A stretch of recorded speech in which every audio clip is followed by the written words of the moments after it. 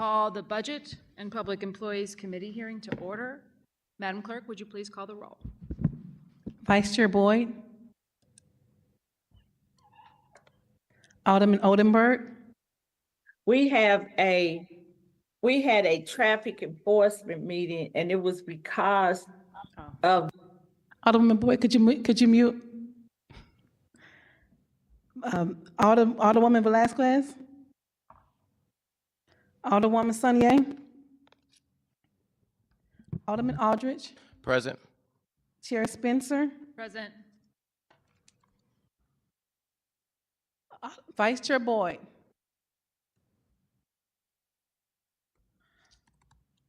Alderman Oldenburg. Alderwoman Velazquez.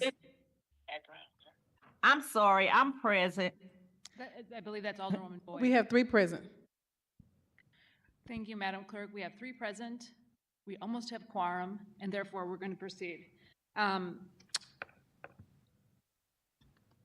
Today, let's see here, we have no approval, no minutes to approve, but I would like to, I was remiss, I was asked in last week's, or yesterday's Budget Committee, we did not handle absences, and so I had a request to excuse the alderman from the 4th Ward, Alderman Oldenburg.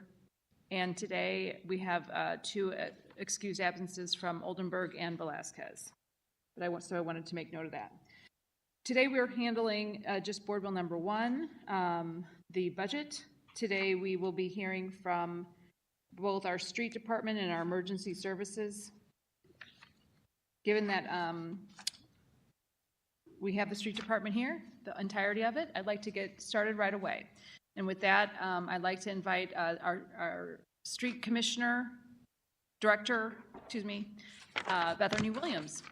Bethany, we are inviting you to introduce your staff, yourself, and then go ahead and present your budget before we turn it over to some questions from the committee. Thank you so much for being here today.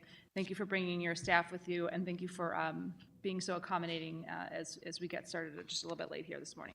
No problem. Thank you for this opportunity to come before the committee to talk about our FY25 budget. As you stated, my name is Bethany Williams, the Director of Streets. Today I have with me our Traffic Commissioner, Jamie Wilson, our Commissioner of Tow, Elsie Price, bless you, our Streets Commissioner, Kent Flake, and our Refuse Commissioner, Randy Breitenfeld, is here to go into detail about their individual division budgets. I do kind of want to start off high level. This year for FY25, first start with FY24, we made some changes in how we requested funding for the budget. And so this year was kind of part 2 of some of our requests that we had, trying to look at the city, how can we put more items in the general fund for us to have more control of taking care of, making sure it's done. Some of the action items that our residents see on a daily basis. When you talk about paving, when you talk about our dumpsters in the alleys, replacing those on a consistent basis. When you talk about identifying and knowing how many lights we have across the city, how many signals we have, the amount of striping we have across the city. These are all things that we've taken proactive steps as a department to figure out how do we start budgeting some of those items with the one day with the hope that we will start seeing some of those items actually in our budget on an annual basis so that we can be more proactive in our dealings and less reactive and stick more to an emergency plan and more of a proactive plan than completely being reactive in situations. So I am going to start off with the 510, which is the director's office that pretty much houses all of our specialty programs, our 50/50 sidewalk, our sewer lateral program, our inspectors for the department are there, as well as our accountants and payroll clerks are there for the entire streets department.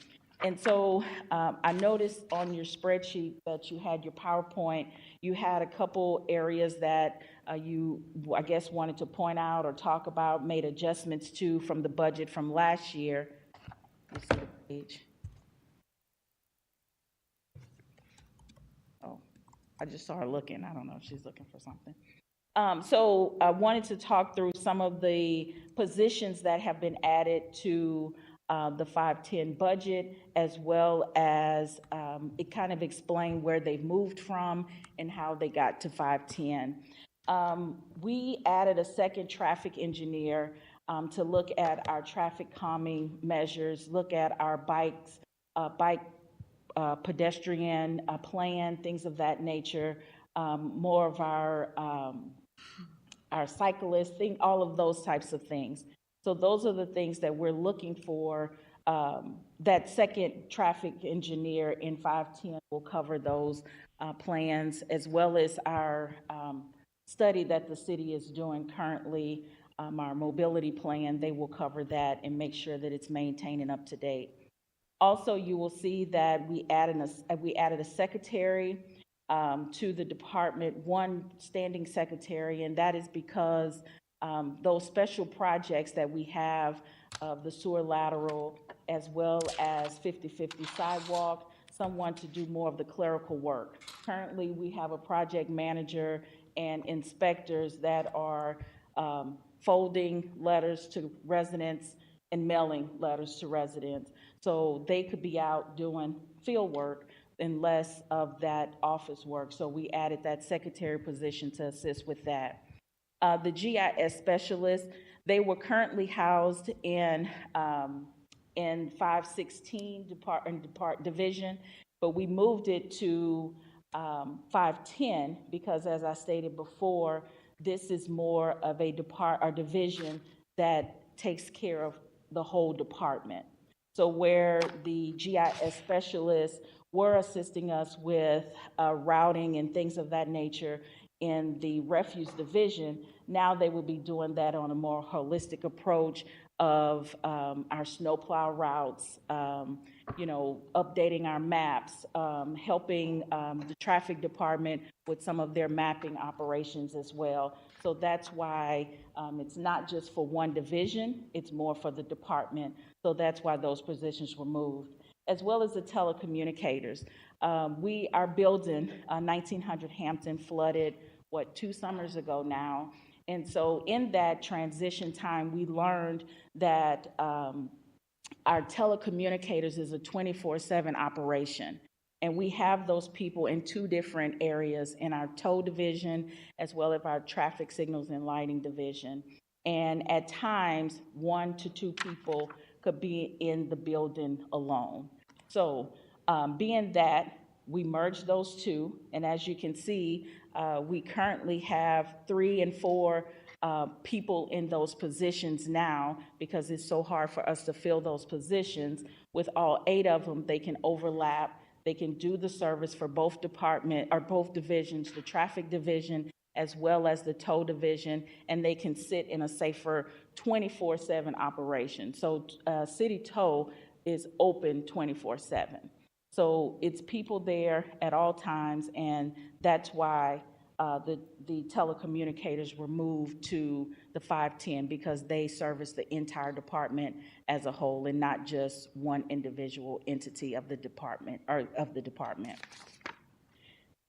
My budget for 2025 pretty much stays constant with what you have seen years in the past, and that is because I try to focus my requests on the divisions that are really doing the work. So you will see some of the requests that came out of signals, traffic and lighting, city tow, and street maintenance, as well as refuse, and less of the 510, because we're more of the just making sure the processes work arm of the department. And Director Williams, just for everyone's knowledge, so the 510 is the Director of Streets budget. Yes. The 511 is Traffic, Lighting, and Lighting Division. The 513 is Tow. 514 is Street. Maintenance. Right, and 516 is refuse. So we just haven't always referred to them, to the different departments that way, but I think it's helpful to kind of go what that is. All of those, 510, 511, 513, 14, and 16 are under you. Yes. Okay. Yes. And so when they all come up to talk, they will make sure that you know what division goes with the title of the division. Right, and the 510 is just the director of streets, your office. Yes. Which oversees these other departments. Right. Okay. So the positions that are in 510, again, are just ones that handle the entire department. So our payroll specialists, our accountants, they handle the business for the entire department. Our street and traffic inspectors, they do inspection work for the entire department, not just for one entity or one division.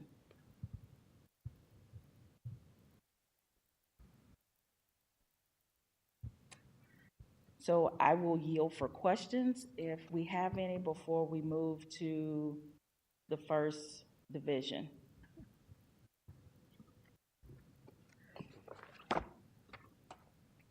Okay, thank you, Director. So we'll stick to kind of the director's office. You have 511 next. you have a current budget. Your requested budget was $2,126,000. Your proposed budget $2,273,000. 2 million. Yeah, that's right. 273,000. Okay. And remind us, Director, how many people do you have in your office? I currently have in my office, hold on. I currently have 40 people on that staff. I'm looking at the 510. 202, I think it's page 202 in the book. Where's this? Oh, okay, yeah, I see it, 2-2.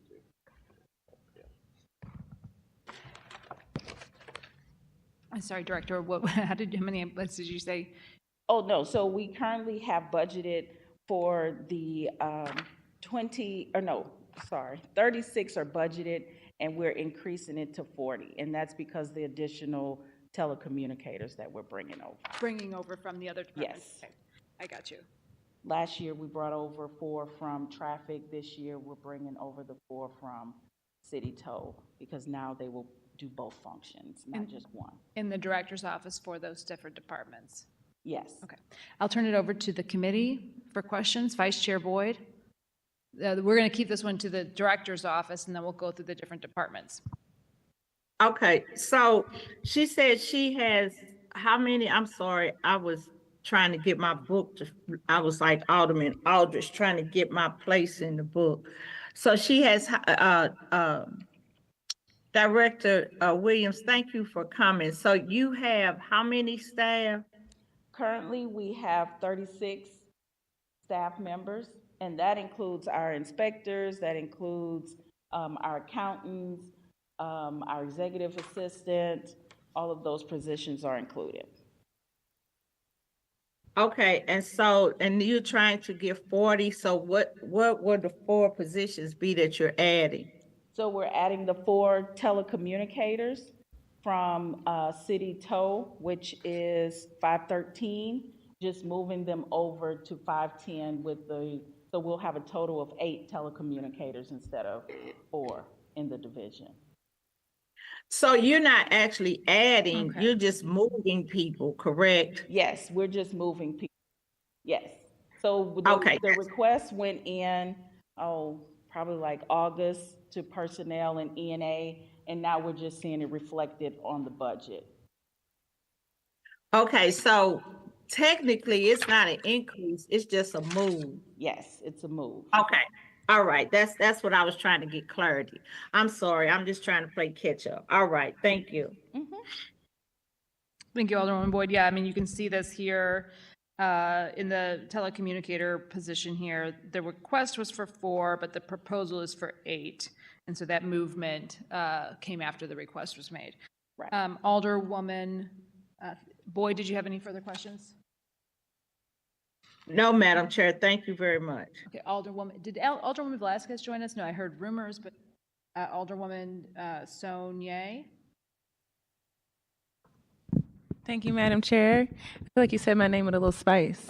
I was trying to figure out who was next. I was buying some time. Looking. That's okay. I figured it out. First of all, thank you for coming before us. And I first just want to commend, I feel like you have done so much in my time of observation in order to modernize the department, in order to streamline processes, and validate folks and put people in a room. I feel like a lot of times, this person, they put the patchwork in, this person puts the nails in, and this person, and all of them are different departments. And seeing you guys really focus on making it streamlining and bringing folks together and making sure people are working together. So I just want to commend you for that, because I know that's not easy. Thank you. Also, I want to commend you too. You're very responsive. Like your department, whenever I have questions, whenever I forward something that a constituent might have sent to me, follow up on a CSB report number. I usually will get a response quickly. And if I ever can't, like even as a director, you always are really responsive. And knowing that you're managing one of the departments that is in very high demand and is probably very, very extremely relevant to constituent things. I want to make sure I put that on record, and thank you too. My question along those lines, so I know like we are looking a lot at like our street infrastructure. We have a lot of different plans that are coming in about, and also we're doing a lot of things with public transit. And so one of the things that I think is one of my constituents' top concerns is making sure that we're, kind of what I mentioned before, that we're moving all these things together, that as we look at doing this whole street complete plan, as we look at expanding the Brickway, as we look at expanding the North-South Metro Link, that all these things, we're looking at it holistically and connecting these things. Can you talk a little bit about that? So sure. So we've identified a position. If you can see, we've always had one traffic engineer in 510, which she does plan reviews, things of that nature for the department. I asked for an additional traffic engineer that will handle and oversee all of those plans once they're developed and once they're finalized. This person will be able to give us recommendations as I go out and do community meetings with alders, or they may even be in conversation with alders to help guide with some of that technical approach of traffic calming and things of that nature. So we have added that position to the budget and actively, I think I got an email yesterday from personnel that they're looking to post that position. When these plans come in, we will have someone that can not only read them, but interpret the plan and help us make informed decisions as we move forward with training. What line item number? What's the position? Look at on page 207. It's a traffic engineer. It's 1, 2, 3, 4, 5, 6 down from the top. And so we've always had one budgeted. Now we currently propose budget for 2. And have you always had that one budget filled? Yes. She's been here for a very long time. And do you feel like the second position that you created, is that a competitive pay with other municipalities? And I know it can be hard, but I want to know the truth. Like, do you think that the pay is competitive for us to get somebody to fill that position? So we have gone in and tried to look at the job qualifications. So actually, I asked personnel to do a job study off of the job requirements that I'm asking for this position to do. And so they did make the recommendation to me that it's a possibility that it'll be a traffic engineer 2 instead of regular traffic engineer. And that would expand the range that you can offer for the position? Yes, that will expand. Do you know what that would allow you to take it to offer? I don't know off the top of my head. I can email it to you. But you do think it would be competitive enough to attract someone? It will give us the range. And personnel has been working with us where we've hired employees really at step 1 or 4 or 5. They're allowing us, with their experience that they're bringing to the table, to maybe offer more in the salary range than what normal. And so because of that, we're able to see more interest in some of these jobs. Thank you. I think my only other question around streets is, and I mean, we talk about it all the time as a committee, but how are things going with the Complete Streets plan and some of the other big citywide? I know we did the big ARPA allocation to go to, how are those things going? If you know anything about a timeline or estimate for those projects? So we currently have, and so BPS is currently managing the traffic and mobility plan. We're actively doing meetings, community meetings. If you all have not had one, I'm sure it's coming soon, so that they can get your input. I actually had one of my first one-on-ones yesterday with the consultant to kind of talk about my expectations for the plan. What do I see as far as the streets department, how they would engage this plan? So I think that that's the step and the stage that we're in. Mr. Bradley can talk more of timelines and expectations based off of the contract. But I do know they're in the community engagement stage as well. Well, not just community, employee engagement as well. Excellent. And last year I asked about the reflector paint for streets, and I think you guys have incorporated that or are working on incorporating it. Yes, so we can have Jamie talk more of the different types of paints when he come up that we're researching and what we're looking into to move to as a city and what we have moved to as a city. Okay. Yeah, because for the paint in the streets and then also for the roundabouts, I have some and they work great, but I think they might need some paint outside of them so folks can see them a little bit more, like the neon color paint. So I would just love to hear more about that. So if you have painting requests, you could send them, like if you have striping that needs to be refreshed, things of that nature. We're trying to get to a place where we're more proactive, how I started at first. With knowing everything's on a schedule instead of just hitting, missing different areas. But if you have something that needs to be refreshed, please contact Jamie or myself, and so we can make sure that we can send one of our paint teams out to look at it. I think the struggle with what I'm asking for is you guys have been responsive. It's just not something that's done right now. Put in roundabouts, but they don't necessarily get, like what I'm looking for is like neon, bright color paint to maybe help them get hit a little bit less, maybe make them more visible at night. And we don't currently do that. So it's not that, like you guys were very responsive. It's just like, well, we've never done that before. Gotcha. So looking at different types of products. Yes. And so that may be a higher level, myself, Jamie, conversation. How do we move in the future? Okay. Thank you. I'm thinking of one in particular, roundabout by Mr. Curtis York's barbershop that gets hit, I think, on a daily basis. That would, I think, could go a long way on Chippewa and Louisiana. So, Alderman Aldrich. Thank you, Madam Chair, members of the committee. Thank you, Director, for being here. I just got one quick question, and I don't know if it's for you or others. Paving and the material or the machine that paves the street. Should I save that question for you, or should I save that paving question to? I get confused between Jamie and Kent and the streets and the lights, but is that a you question or a Jamie question? Or Kent? If Or it's Kent? paving, then it's Kent. Okay, well, I'll save it. Okay. Okay, that's it. We also have a member of the board who is not on the committee, but Alderman Browning, did you have any questions on the director's budget? Okay. Thank you, Director. So I mean, I have a lot of questions on some of the broader scopes. I may circle back to you, but if in the meantime, I think it might be helpful to have all your folks. I did, if you don't mind, on the front end, you talked a little bit about the GIS mapping. Could you kind of repeat some of that? I know that's in conjunction with some of the work we're doing with the Complete Streets. We've recently allocated, I think, right around $1 million to a study on kind of traffic enhancements and that sort of thing.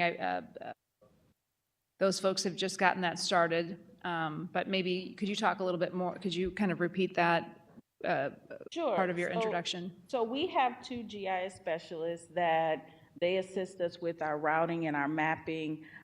They originally started in our refuse division, and their sole purpose was to, if you all remember me coming before the board, to talk about Rubicon, a software that we were using for mapping and things of that nature. They kind of oversaw that, kind of assisted us with some of our mapping, our route allocations, things of that nature. But now that position, since we have a consultant on board that will develop us a plan to do some of that, these GIS specialists will be used more across the department. So looking at our mapping that you see online, our snowplow routes, you could look at what, hopefully one day we'll be able to say, you can identify what your trash routes are, or updating our system and making sure that it maintains our carts that we have out. So once we get a system in place, these people will help us maintain that, as well as update all of our mapping that we have, that we utilize for the department, as well as what's online, what the customer facing can see. Okay, thank you, Director. It looks like the two positions that we currently had no longer exist in that GIS space. So it's on this budget, they're still listed under the positions here, but everything hasn't been moved from, it's been approved by ENA to move it from 516 to 510. So if you look at 516's budget, Oh,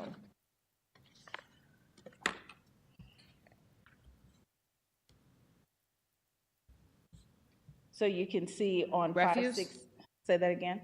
that's refuse? Yes, 516 refuse budget, you can see where the GIS specialists are listed there for FY '25, what we requested, and it has that they're not included, but they are included. They're in the refuse department? They're They're in the one- 516 department? Yes, so currently, if you look at page 228, I think I have the right number, I hope. Printed these from the book.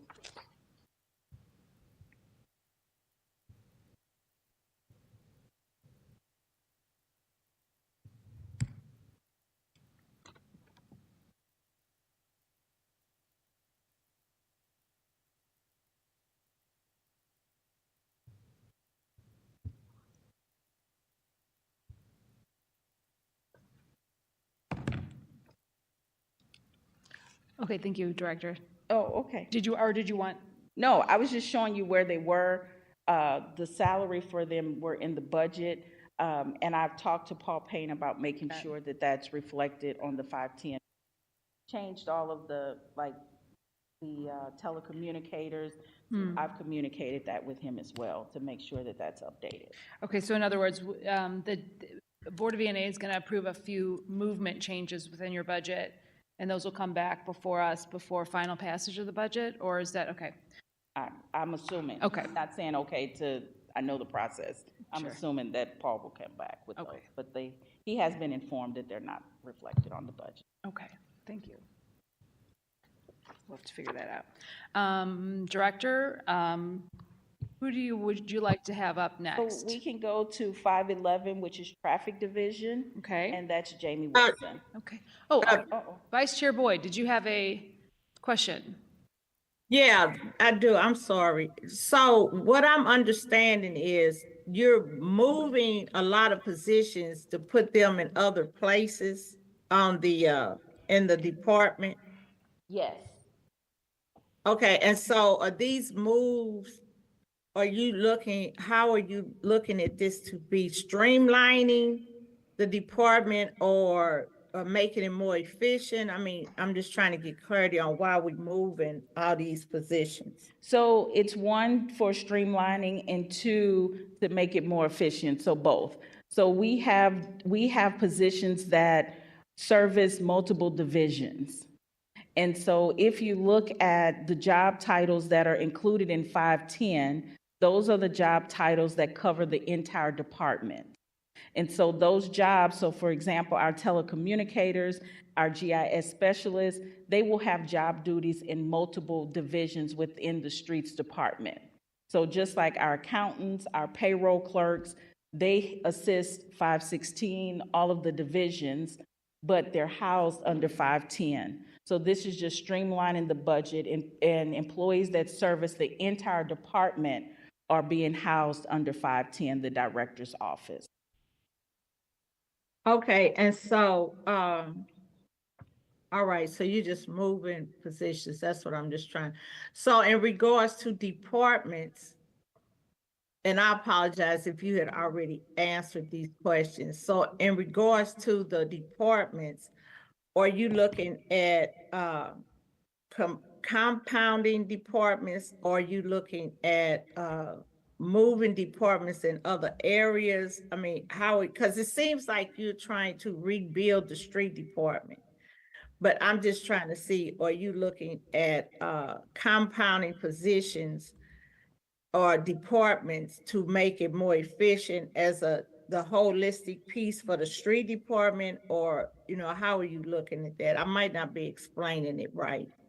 I think I understand, and I'll take a stab at what I think. So what we're doing here is just positions that assist the entire department. So if you assist refuse, you assist street maintenance, you do work for city toll, those are all positions that are housed under the director's office.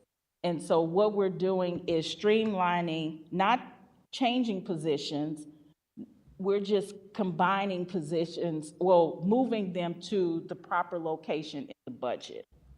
So the work won't change, the job title won't change, it's just where your salary is based will change. And who your appointing authority at that, I guess, too, will change. But your supervisor will remain the same. If you work for Randy's division, Randy will remain your supervisor, as he has a payroll clerk now that reports to him. Same thing for these other positions. All of our telecommunicators will be housed at the city toll because it is a safer environment. You have people that are there 24/7, and they will service city toll dispatch as well as our streets, traffic, and lighting dispatch 24/7. Okay. So the All job right. duties won't change, it's just who you service, the function, moving them into the right place. Okay, I'm trying to picture it, visualize it in my head, what you're doing. So I think I got the picture. So, okay, thank you. I can, if you would like, once my org chart has been approved by personnel, I can definitely share that with the board if you all would like to see that. I would appreciate it. Yes, ma'am. Mhm. Thank you. That's all I have, Madam Chair. Thank you. Yes, do you have a, Michael, Alderman Browning, did you have a question? Yes, thank you. Something, Director Williams, that you had mentioned, and first of all, thank you for being here. I appreciate you seeing you and your whole team. Something you had mentioned was the GIS specialists moving over onto your budget, but you said they're going to probably remain under, I guess Randy would be their supervisor? So in that case, the GIS specialist, then the director's office, I will be their appointing authority because they will service multiple divisions. So they will help Kent with snowplow routes and mapping for that. They will help Jamie keep up his maps for signals and all of that, striping plans, things of that, well, not the plans, but actual locations of where our stripings and things of that, that nature are. So they will help different divisions within the department, but that position's appointing authority will be myself. Okay, and so you mentioned plans, but you said not plans. Why not plans? No, so planning will require Jamie, who's an engineer, a commissioner here, because of his planning of these types of skills. His department is structured where they will go out and do the actual planning. They know where the signals are. A GIS specialist is strictly mapping. They're not based on planning. So we will utilize them for that skill. Gotcha. And I think there's been talk about with the transportation mobility plan, having some better tools to come out of that to better understand the entire city system and be able to coordinate efforts as well as track what's happening on our streets. I think, part of the signaling devices and things like that, it's important to understand, for instance, where the fiber optic signals are, where they still need to be replaced, where issues might have popped up and still need to be attended to. And I think mapping could really be helpful in all of that too. But my question is there movement towards creating a paving plan or a maintenance plan for our streets? So we are in the process of identifying, doing some type of asset management One, to know the condition of our pavements. Once we know the condition of all of our pavements, then we can sit down and develop a plan, a paving plan, and that's part of keeping us proactive.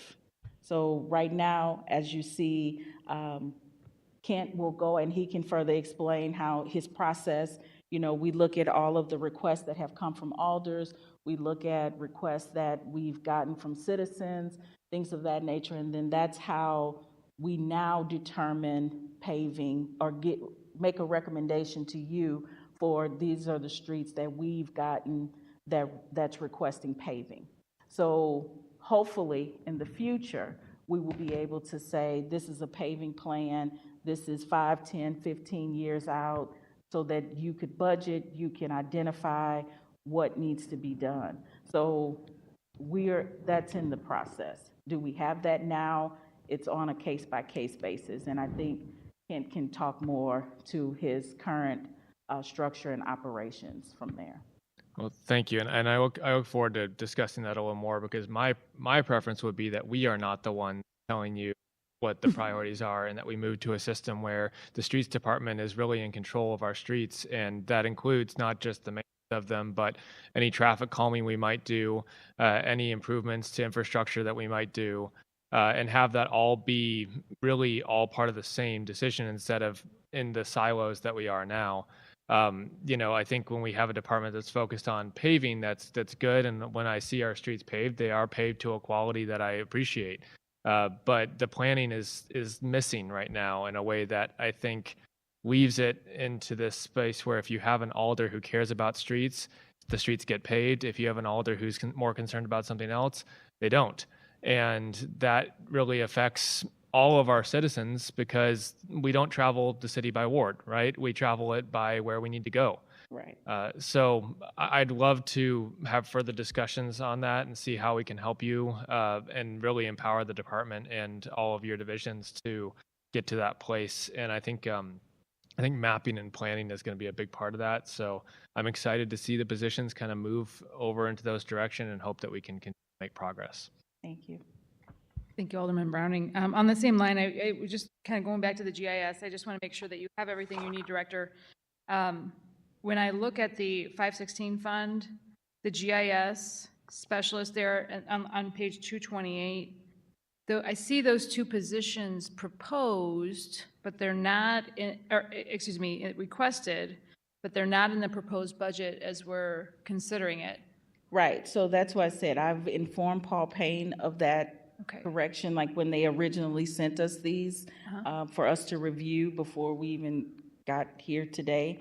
And so those were one of the changes that Paul has been informed about. But that would have to materialize in an additional $2,000 for your Right. budget. Okay, so just wanted to point that out, that there's currently a chunk of $72,000 missing from your budget, if that's the case, if you were to keep those two staff persons who are no longer in your proposed budget that we're considering today. Correct. Okay, so that's something that we probably need to follow up with Mr. Payne about to make sure in the budget somewhere that they put back in. Okay. Okay, Director, if you want to bring up your commissioner, the street. Jamie, we'll just go in order. 511 Traffic Division, Jamie Wilson. Okay. Jamie, if you don't mind letting us know what you're in charge of, what we're supposed to email you about and what we're not. Sure. I always email you about everything. Appreciate it. I knew I shouldn't have touched this. Good morning, Madam Chair, members of the committee. My name is Jamie Wilson, Commissioner of Traffic for 511, the Traffic and Lighting Division within the Street Department.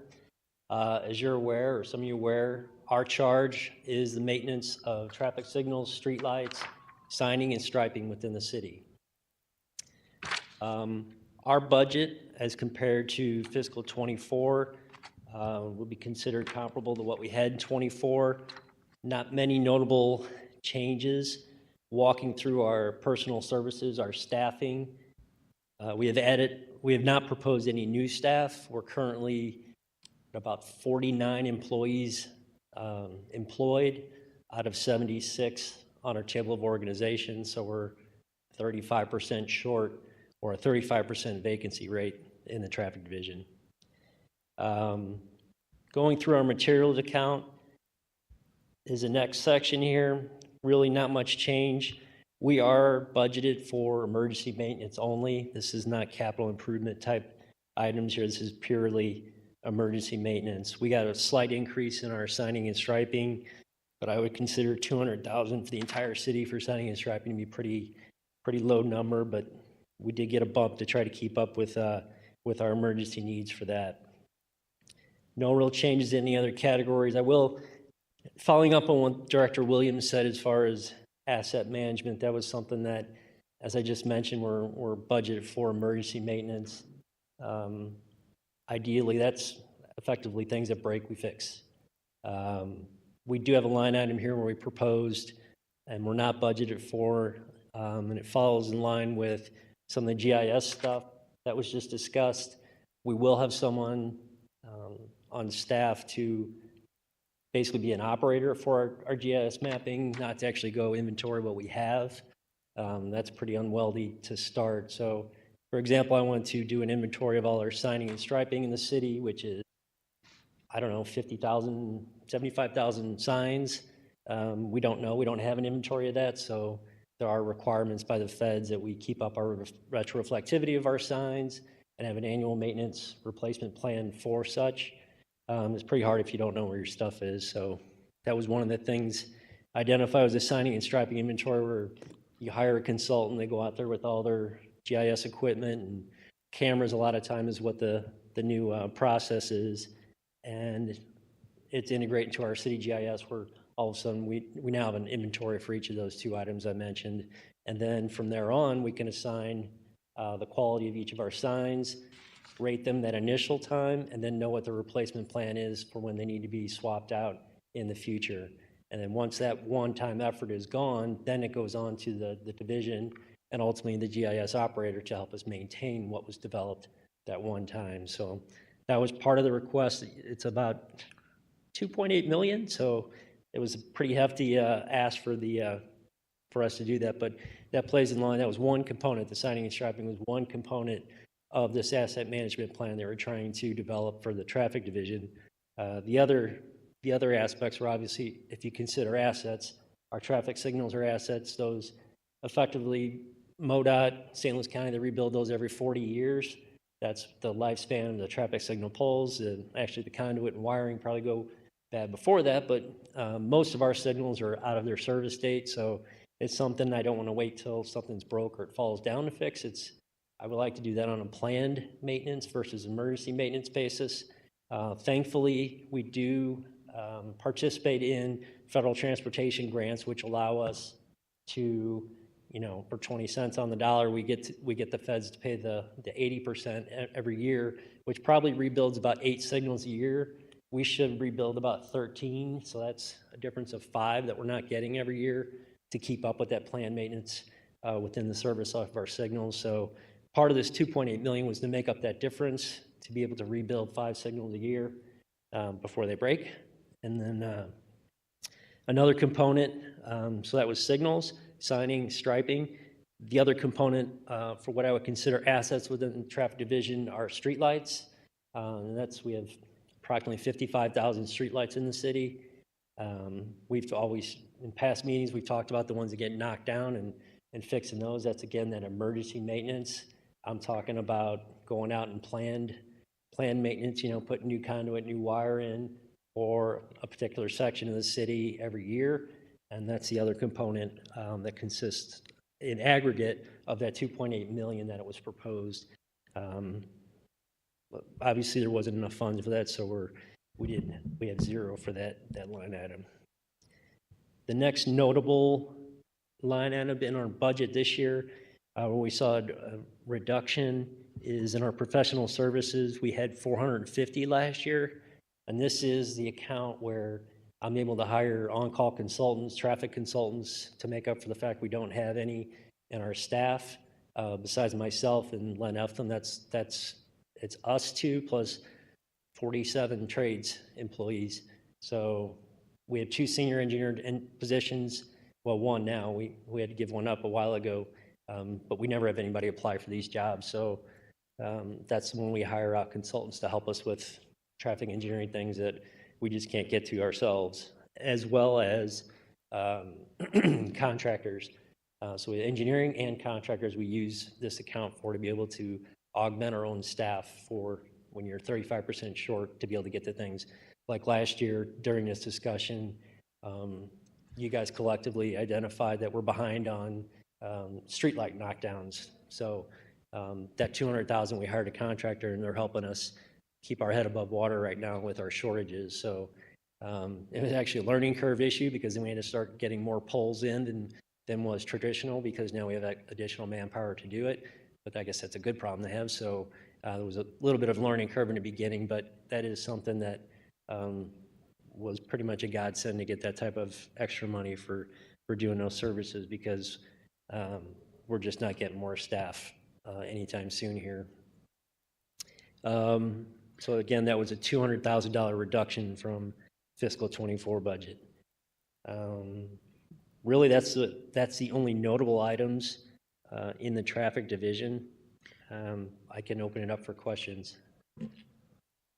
Thank you, Commissioner. Okay. Can you, with the other items here, though, street lights, traffic signals, alley lights, the budget line items are stagnant. So in other words, street light budget for this year proposed is $1 million. I see that's what you requested, but it's the same as last year. There's no increase. Those are the utility bills. These are That's utility bills. electric bills for signals, alley Okay. lights, and easement lights. I'm sorry, I should have identified that. Okay, so those rates are the same. We're not anticipating any change in those costs. No, if anything, the LED saving us money, so Right. we'll potentially see those go down. It'll take a bit, like Ameren does our alley lights, and we also get charged when they swap out, new poles, new fixtures for LED, but in the long run, the energy costs will obviously be a saving. Okay, and before I turn it over for questions, I just want to kind of clarify a little bit more about this 2.8 million request that wasn't received and go a little bit more into the professional services because while you kind of give us a broad overview, I just want to have a full understanding.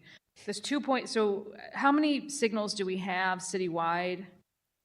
I'm sorry if 5. you mentioned that. Approximately 500. 500 signals, okay, and you were saying that typically speaking, we have a matching fund to do about 8 with the Right. federal government. So we have 500 signals citywide. The federal matching program allows us to replace 8 a year. That's correct. Okay, why did you say we need to do about 13 a year? Is that just sort of the typical It's lifespan?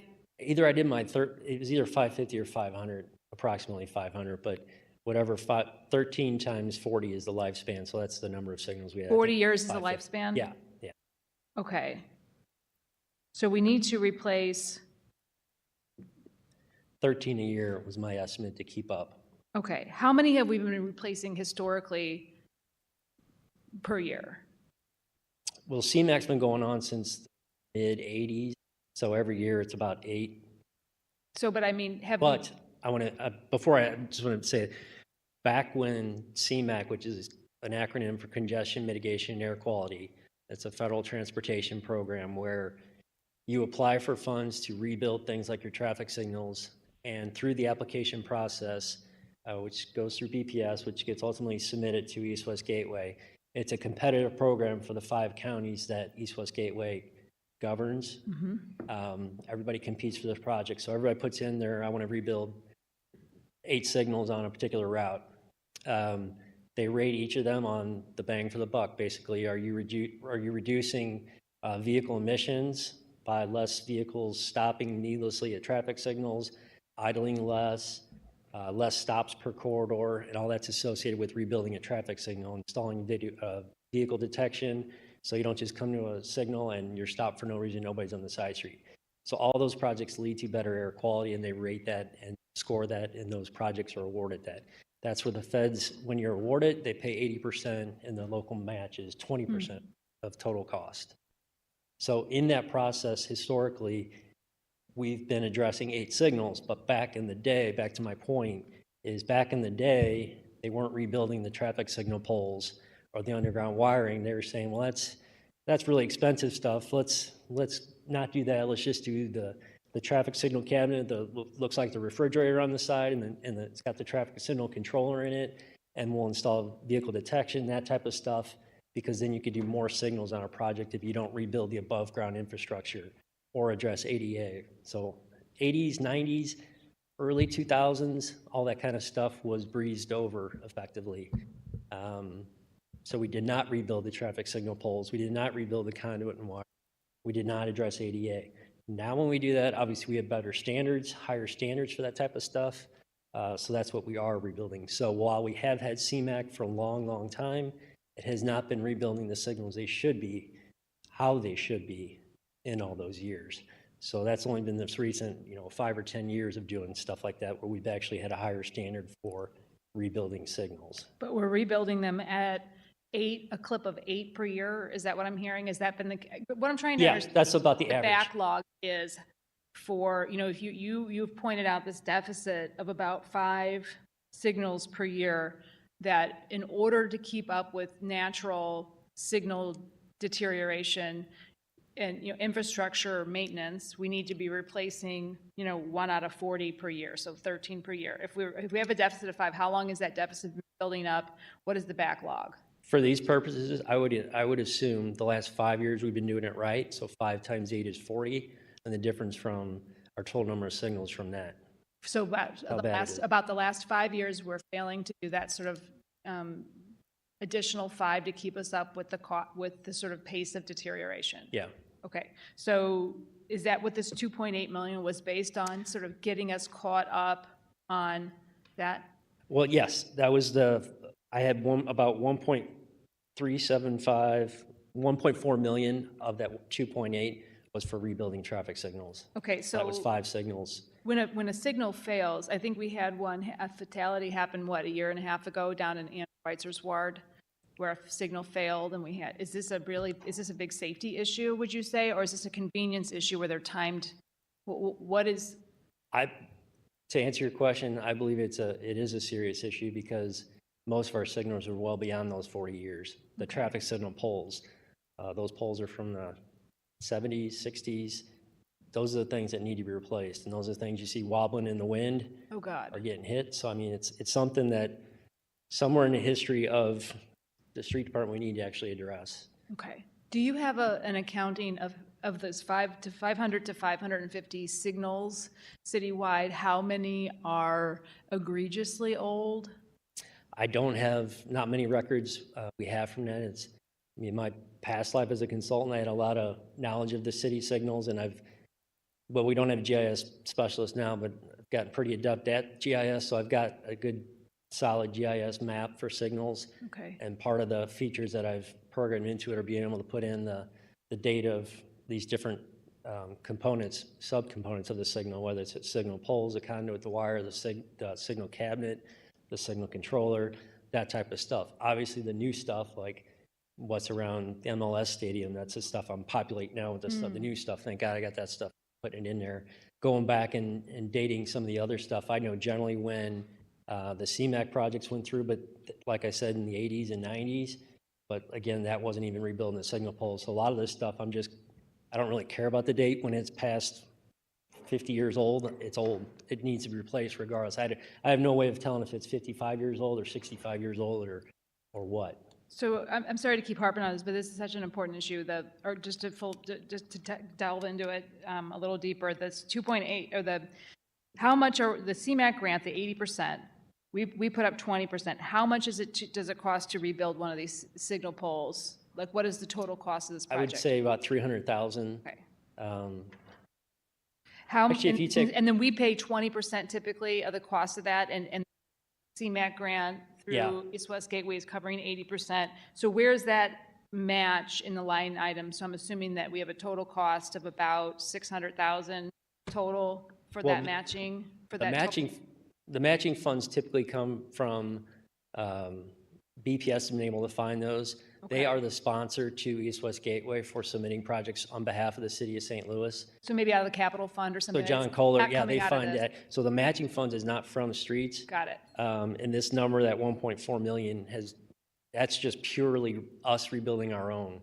I would obviously have to get consultants to do that. It's totally outside CMAQ. Okay. CMAQ would be handled from, the matching funds would be found through BPS, Okay. and the feds would pay the difference. So I don't even see that in our particular budget. Because what I'm understanding is we have a backlog of old signals that are dangerously old, and that over the last 5 years, we've failed to kind of keep up with this ongoing. So there's two problems. There's the backlog, and then there's an ongoing need to find funding on a reliable basis, on an annual basis, to address this deficit between what we can get from CMAQ and a matching situation and what we need to replace to keep up with the natural deterioration of our traffic signals. Yes, we're maximizing CMAQ the best we can. This makes up the difference. So that is a very serious, I mean, this is so important, Jamie, because of the traffic fatality rate, not just the pedestrian fatality rate. Accidents in general are like a major cause of death in our city, which is an anomaly. And it's all kinds of accidents, but traffic certainly plays a major role here. So we want to identify this. The other piece here, the professional services, this committee, I have to give some credit to Alderwoman Boyd, especially for pointing out last year that aging streetlight problem, identifying that through this budget process and finding this committee advocated for the additional $200,000 you needed. I'm really grateful to hear that has made a big difference in getting that backlog addressed. So understanding this cut here, this $200,000 cut, as you pointed out, to help with your 36% staffing vacancy rate, it's just something we need to be thinking about as we're kind of trying to figure out what we're going to advocate for as the Budget Committee. I'll turn it over to the committee now for questions. Thank you for helping me kind of better understand that before I turn it over for further questions. Sure. Alderwoman Boyd, I'm going to start with you as my most senior member of the committee. Thank you. Thanks, Jamie, for being here. But, I'm always so baffled about you all's systems as a whole. And so I guess my first question is, like when the audit person meets with you, like the year prior, to go over the budget, and so they start discussing, and as the sheriff said, we had deep discussions last year about repairing of lights and fixtures within the city that have been broken for years. And so I'm just trying to figure out, do you all, when we have those conversations and the audit person sits down with you and talks to you about this, do you have a plan that you submit back to say, this is the time frame we're looking to repair in these areas, or this is how many we're correcting, or is there some way for us to know what has been corrected? I mean, I know because I'm riding and I see. But I like to have things written out. So especially when I talk to residents and they have issues, I can say, no, this is where they're looking to start addressing these issues. So do you have something in place like that, or? Okay, that's two things there in my mind here. So we have our normal operations, which is how we replace things that are identified. Sorry, you're on both sides here. I'm looking like you're in both. No. Which Pam to look at? Keep trying to look, and I see you over here too. So we have our normal operations, which is our streetlight knockdowns, for example, that are reported by your ward and every ward in the city. And those are in one list for us. They're first come, first served type list of service requests through CityWorks. That is, again, our normal operation. So we address those. What those meetings we discuss with each individual ward would be what I consider your ward capital meetings, where you discuss different ways that you guys would be potentially interested in spending your ward capital on in terms of city services. So in my case, historically, we've sat down with you guys and talked about LED upgrades because our normal operation in prior years was when an old high pressure sodium light went out, we'd replace it with an LED fixture. Only when the old one failed, because we didn't have the ability to just go through the city and replace everything at once. So if a particular ward wanted to expedite that process and not wait for the old light to go bad, in past years, alderpersons have put in money to fund LED upgrades in particular blocks or sections of their wards.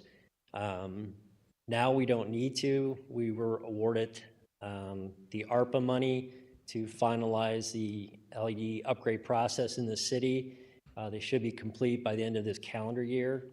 They're over halfway through right now. I'd say 60% complete.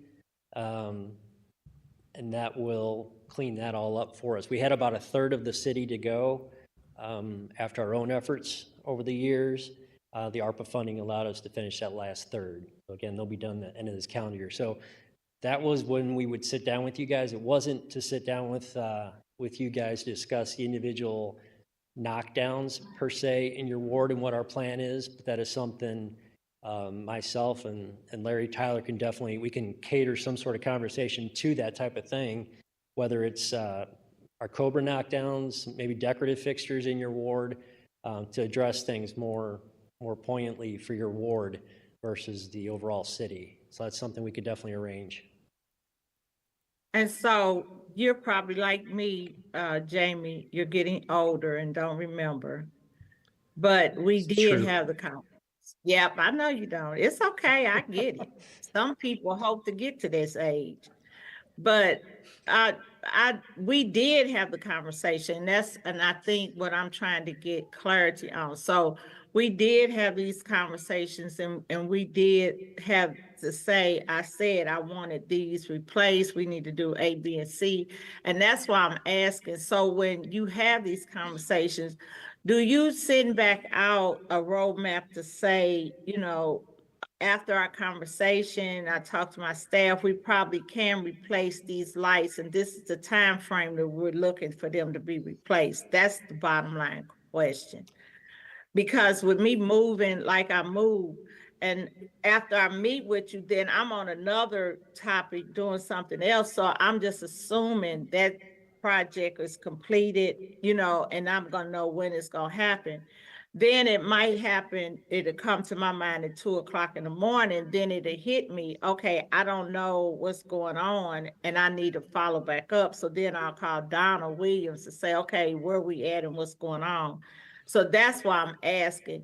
Once you have those meetings to do replace or repairs, do you come back to follow up to say, per our conversation, we met with our staff, and this is when we're looking at approximately in the next year, around this time, we can have this completed? That's the question I'm asking. And if not, could you start doing that?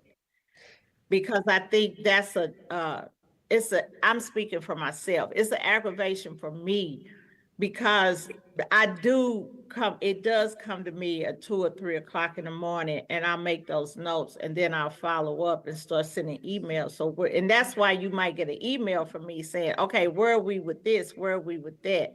Because it hit me, I didn't get a update or know what was going on. So that's my frustration. Okay, we don't have a normal formal process for doing that. We could be better on our communications for sure, myself. What I will do is review with Donald everything you've had in recent years for transfers for those services from us to make sure I haven't missed a project, and then provide you with the feedback on each of those projects, whether complete, in progress, whatever its particular status is. And then I'll circle back with you. Maybe you and Donald can meet in your office there and review that list. Okay, and then on the damage, like in the city throughout, as the chair of budget said, as the city throughout, you all have been hit really hard, Jamie, with the erratic driving, and it has caused drastic damage on our traffic signal boxes. And so we always assumed back in the day that people would drive normal and would not destroy those boxes. But the cars are hitting those boxes to the point where the boxes are leaning And so I know that you all are backlogged and you're trying to catch up. And so that's something else I would ask, if once it's reported, and if you all could say, you know, can we can get back to you at this time. And I think the bottom line for streets is like you said, improve communication, because I think people don't understand the challenge you all have in streets, especially in certain areas that you don't have the staffing that you had before. So where you might have had 10 people in a department that could do the job, you might have 3. And so people are looking for the same service, but you don't have the manpower to produce it. And I think that would help you all a lot, because then the older people can speak to their constituency and say, you know, they're backlogged and this is what's going on. And so even to minute as just a handicap sign, you know, people put in, and so they're looking for a quick response, but you don't have the manpower to do the work. And so that's what I would suggest, that you all would do that so people would know, you know, this is what's going on. And I know, and it's probably easier now because you have 14 older people to follow up with as to 28. And so I would just ask that you all do that. And then with the LED upgrades, do you all, again, do you all have a time frame about when we will be citywide updated? I would say by the end of this calendar year, we should be completed. Okay, and you did say that. I apologize. Oh, that's all right. All right. Thank you. That's all I have, James. Thank you. Okay, I'm going to go out a little bit out of order here because Alderman Browning needs to exit. So with that, Alderman Browning, did you have questions for Commissioner? Yes, thank you. And I appreciate you changing the rules so I could get this in. Commissioner Wilson, I was curious about a comment you made about upgrading the signals and specifically not having a record of the signals that we currently have. I mean, right now I'm hearing an estimate as far as how many signals we even have in the city, not an exact number. When we are getting around to replacing those signals, though, is there a record being kept of that, of what is new? Yes, everything new that I can control and be able to enter the data myself. That's how I'm handling it right now. And those new signals those are the fiber optics that we're hearing about? The fiber was one of the things that was installed historically through all these projects. The fiber optics, the traffic signal cabinets, the big silver boxes, and then the stuff inside them, and the vehicle detection. Those were kind of the bare minimum of what could be constituted as a CMAQ project. The things that were above and beyond, in quotes, I say that back then, were the traffic signal poles, the underground conduit and wiring, that type of thing. ADA, those are the things that were often not enforced as far as keeping up to a higher standard. And I'm glad you mentioned ADA. And it strikes me in that same vein, pedestrian signals that are part of these signal devices. Is that included in the replacement? Yes. And is it moving to a system where right now you have to push a button, sometimes the button doesn't always work? Is it moving towards a system where that pedestrian signal changes with the light, even if the button's not pushed? Yes. I mean, APS, the accessible pedestrian signals, that's a new standard. That's the vibratory panel, the braille, the announcement to handle people of all abilities to be able to cross. And then there's various types of, it depends which approach you're on as far as if the pedestrian comes up every time. If it's with mainline, it comes up every time. If it's side street, like the side street vehicle movement, only comes up on demand, as is designed with detection that works, a push button that works, vehicle detection that works. When that stuff's out of date, doesn't work anymore, it fail safes to assume that people are there rather than not. So it comes up every time just in case someone's there out of fail safe. So you'll see the vehicle and pedestrian come up generally if it's not working anymore. All right, thank you. And you said it costs about $300,000 to rebuild a signal. Can you tell me what that includes? Is that just one what we call like a mast, and or we are? That's basically a traditional, like what I would general intersection, a four-legged intersection, intersecting of two roads with all movements, no one-ways. Probably a couple mast arms. The side streets are generally smaller, so maybe an upright on each of those corners. Number of what you see for a standard arterial meeting another cross street. Traffic signal cabinet, controller, all detection on all the lanes, all new push buttons, all new ADA, all new conduit wiring, everything as if it was a new signal from scratch. So the 300,000 includes all of that. Yes. Okay. Because the signal poles are what I would say is a 40-year lifespan. The conduit and wiring should probably be replaced before that, probably closer to 20, but 40s, like what you see our neighboring agencies, our peer agencies like MoDOT or St. Louis County, they generally rebuild a signal from scratch every 40 years. So. Okay. And then you mentioned that you have a lack of employees right now, specifically that you're down, I think you said you have about 40 out of 70. I think we have 49 out of 76. Is that what's the issue in hiring? Why are you not having the positions filled? It's we have 2 engineering positions and the rest is trades positions, but generally it's lack of applicants, and those that do apply, we've seen a healthy percentage don't pass a drug test or just don't even show up for orientation, or if they show up for orientation, they don't show up for the first day of work. And then we're back to pulling a new list, new interviews, and it's the repeated cycle.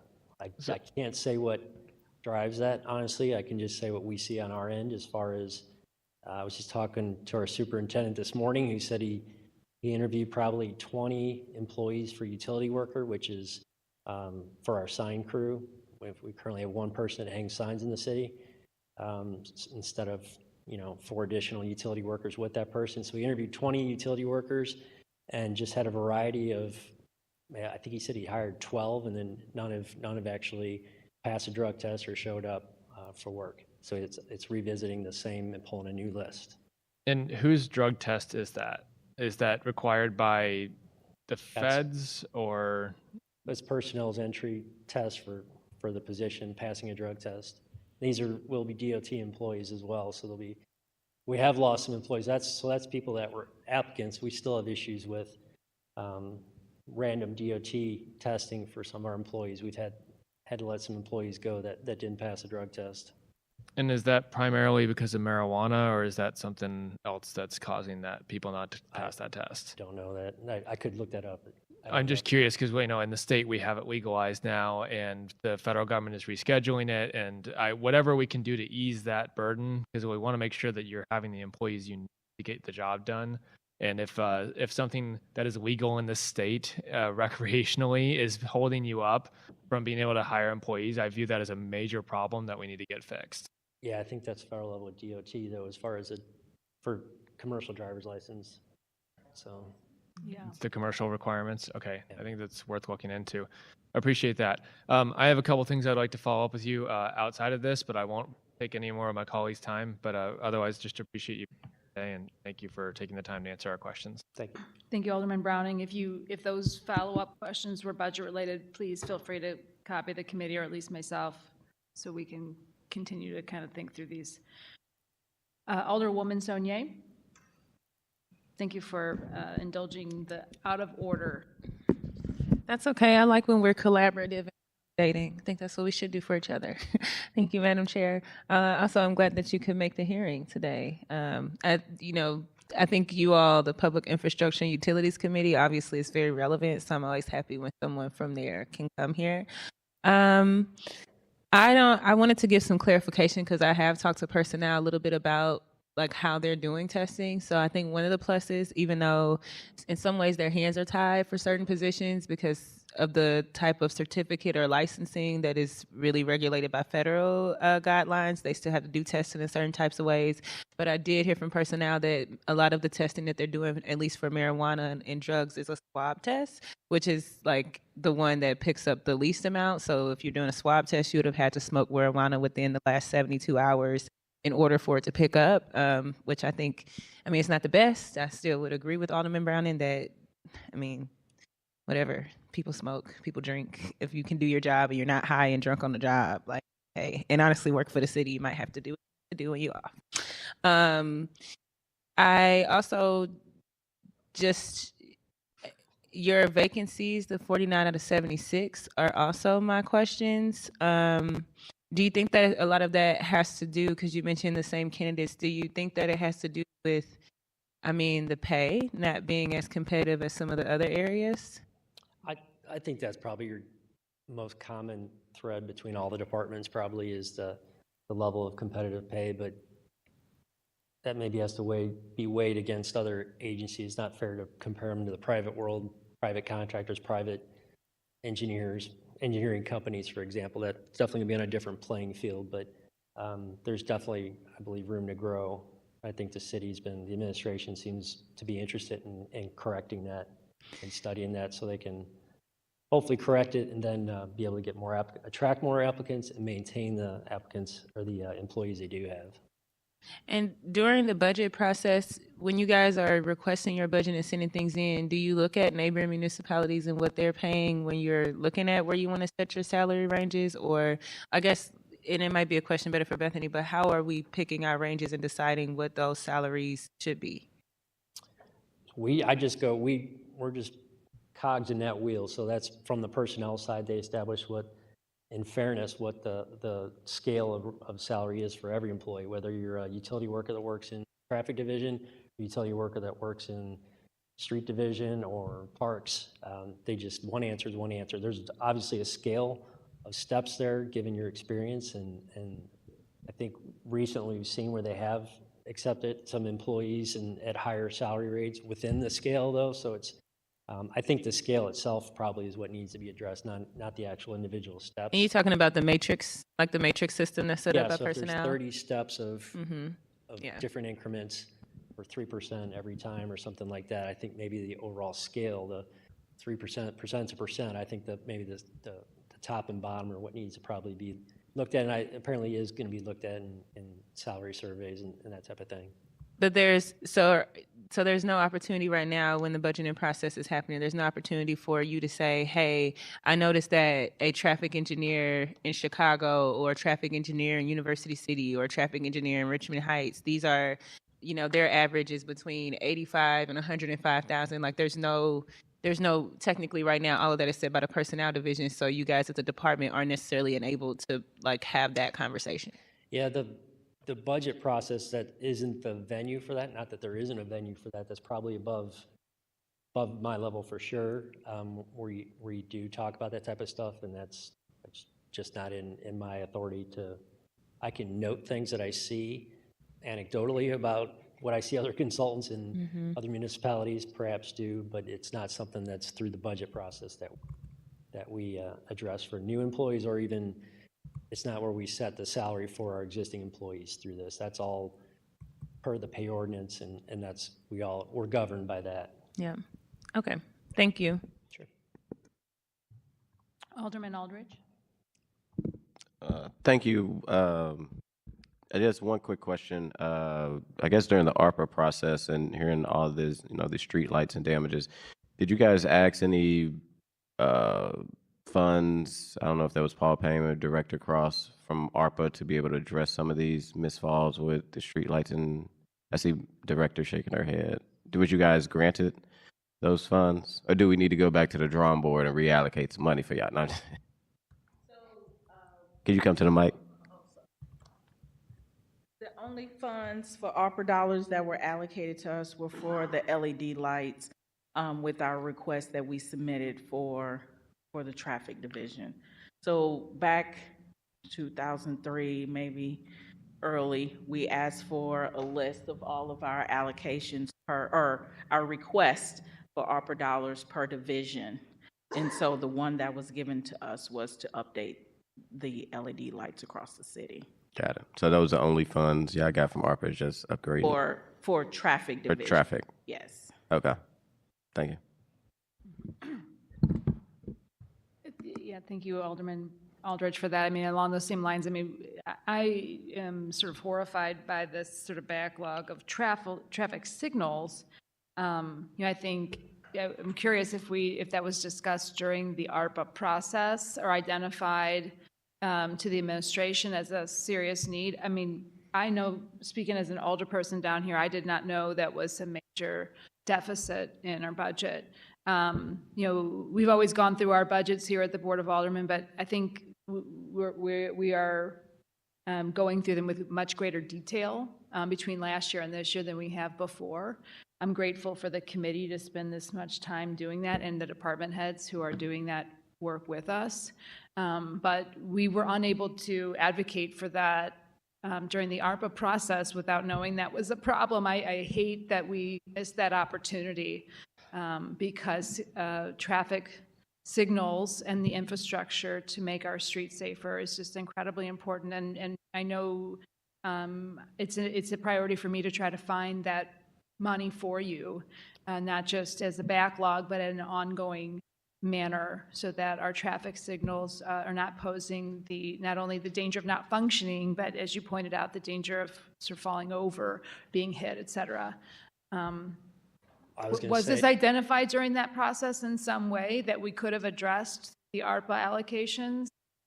It could have been addressed back then, like you guys are doing things in more detail and a little more aggressive in this stuff. We are as well within our own division and our own department of advocating for these things.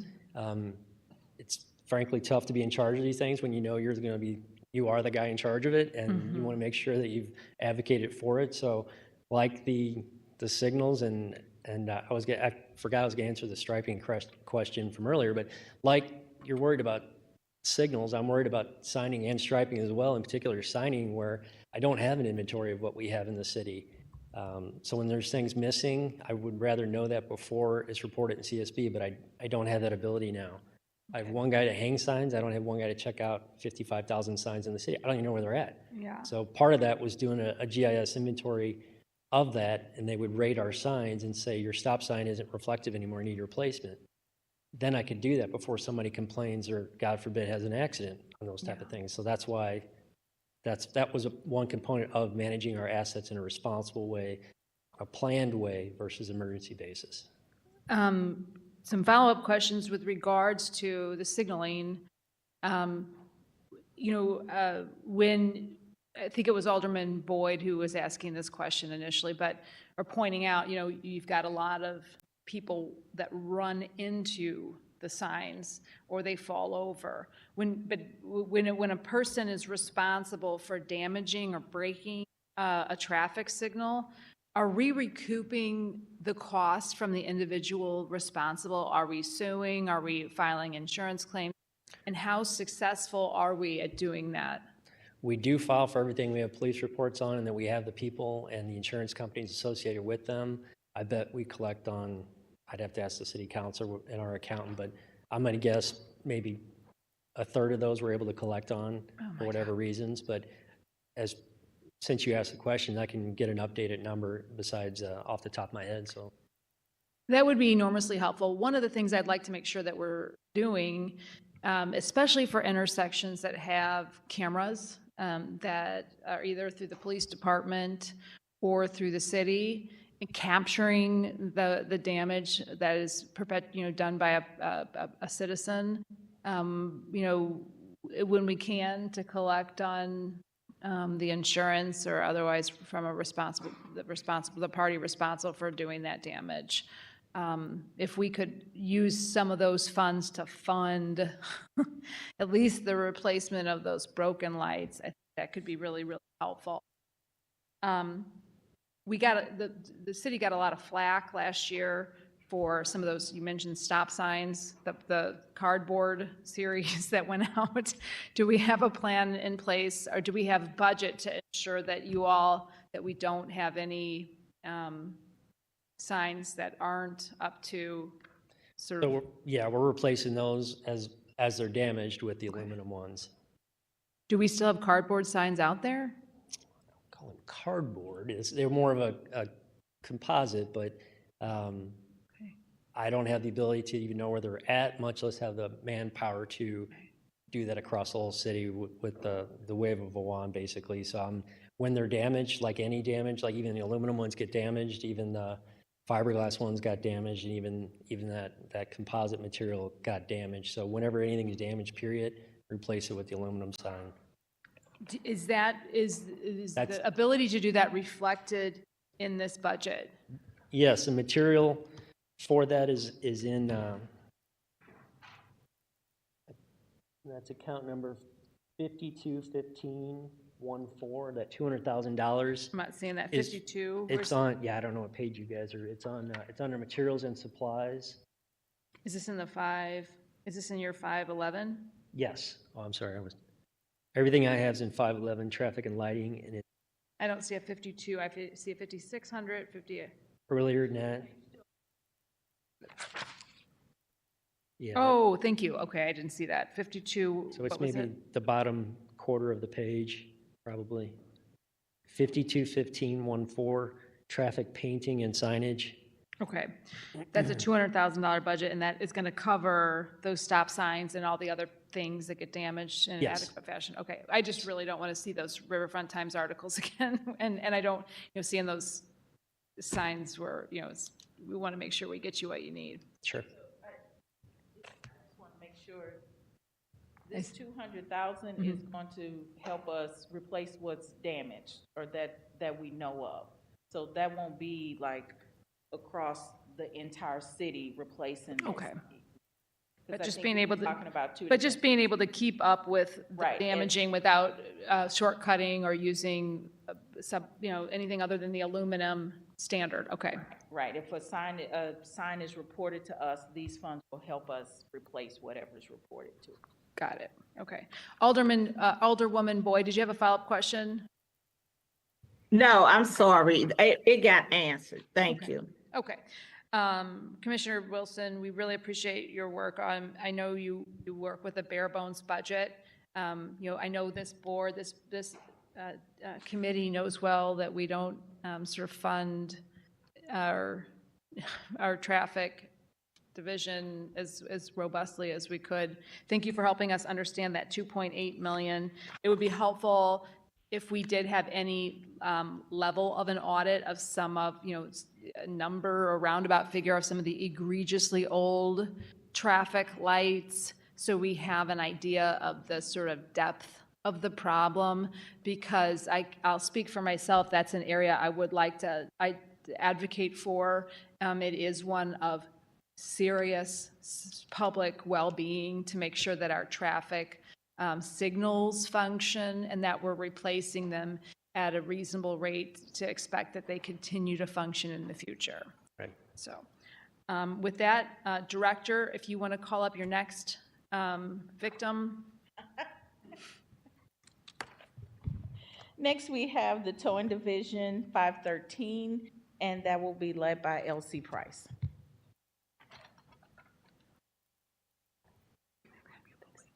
Thank you. Mr. Price, it's nice to meet you. You too. Good afternoon, Madam Chair, members of the Board of Aldermen. My name is L.C. Price, like she said, Commissioner for Tow. One of the things I've been there shortly, 2 months, and so I'm looking at how to enhance and upgrade some of the processes at the Tow Division. And so, in looking at the budget for 513 Towing Division FY25, I was just noticing some things, and one was we asked for a third member for the utility worker, which assists customers back and forth, but not only that, but they also help with inventory control, because one of the things that we're trying to do is upgrade and making sure everything is good. So, Mr. Price, you're looking at a proposed budget of 3.1 million a requested budget of 3.1 million and a proposed budget of 2.57, is that right? Just wanna That's make sure. correct. In the 513 fund. That's correct. And so that individual would be very important because he will assist in a lot of things that happen in the tow yard, that utility worker. The utility, I'm sorry, Mr. Price, you're looking at an additional. I'm looking at, additional worker. That is what is proposed? That is what's proposed. It was 2 and 24, we wanted one more, which is 3 and 25.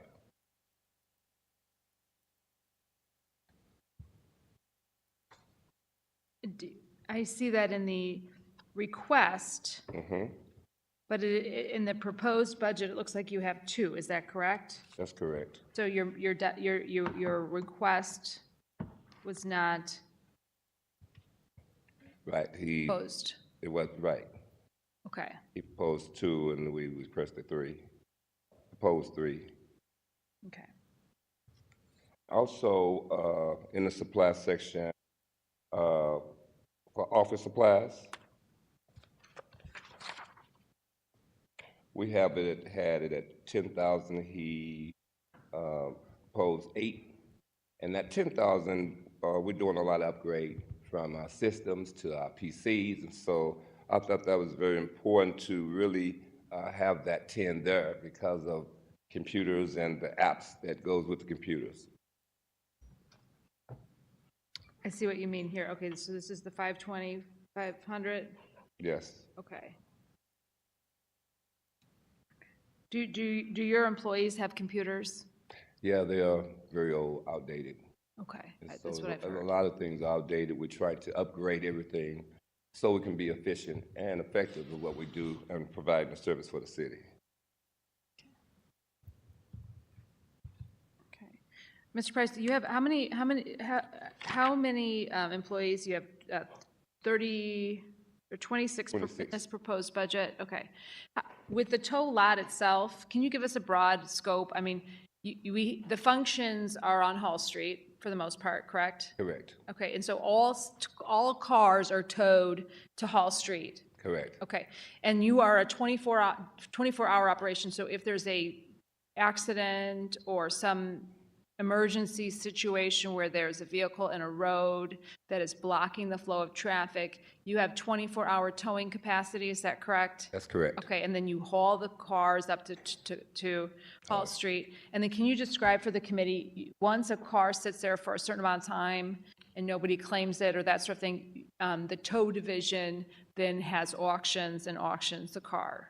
That's correct. How long After- does the car sit there before you auction it off? It's 35 days, but if it's a hold, police hold, then it could be more. Until we get notified that it's a release, it's 35 days, or it could sit for a year, 2 years. And we're looking at your proposed budget for your spend, but you bring in money from towing vehicles. And it's my understanding this year you had a pretty high revenue line. Do you have that offhand, what you brought in? I don't have that on hand right now. I'm gonna get it for you. Because we fund the tow division, but the tow division more than pays for itself with its operations. Is that correct? That's correct. Okay.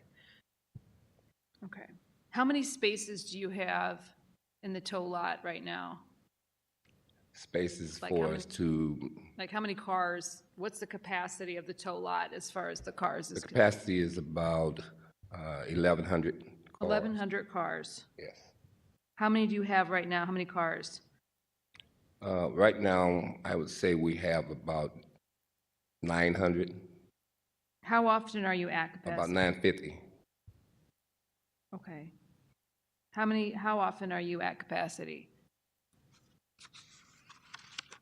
I don't know that right now. Okay. How many tow trucks do you have? We have 6 tow trucks.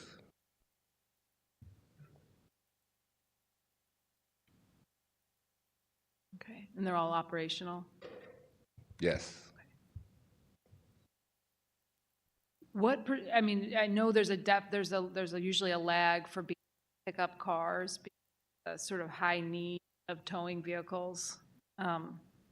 You guys get requests in and then you have to they usually have a wait period before you can pick them up, isn't that right?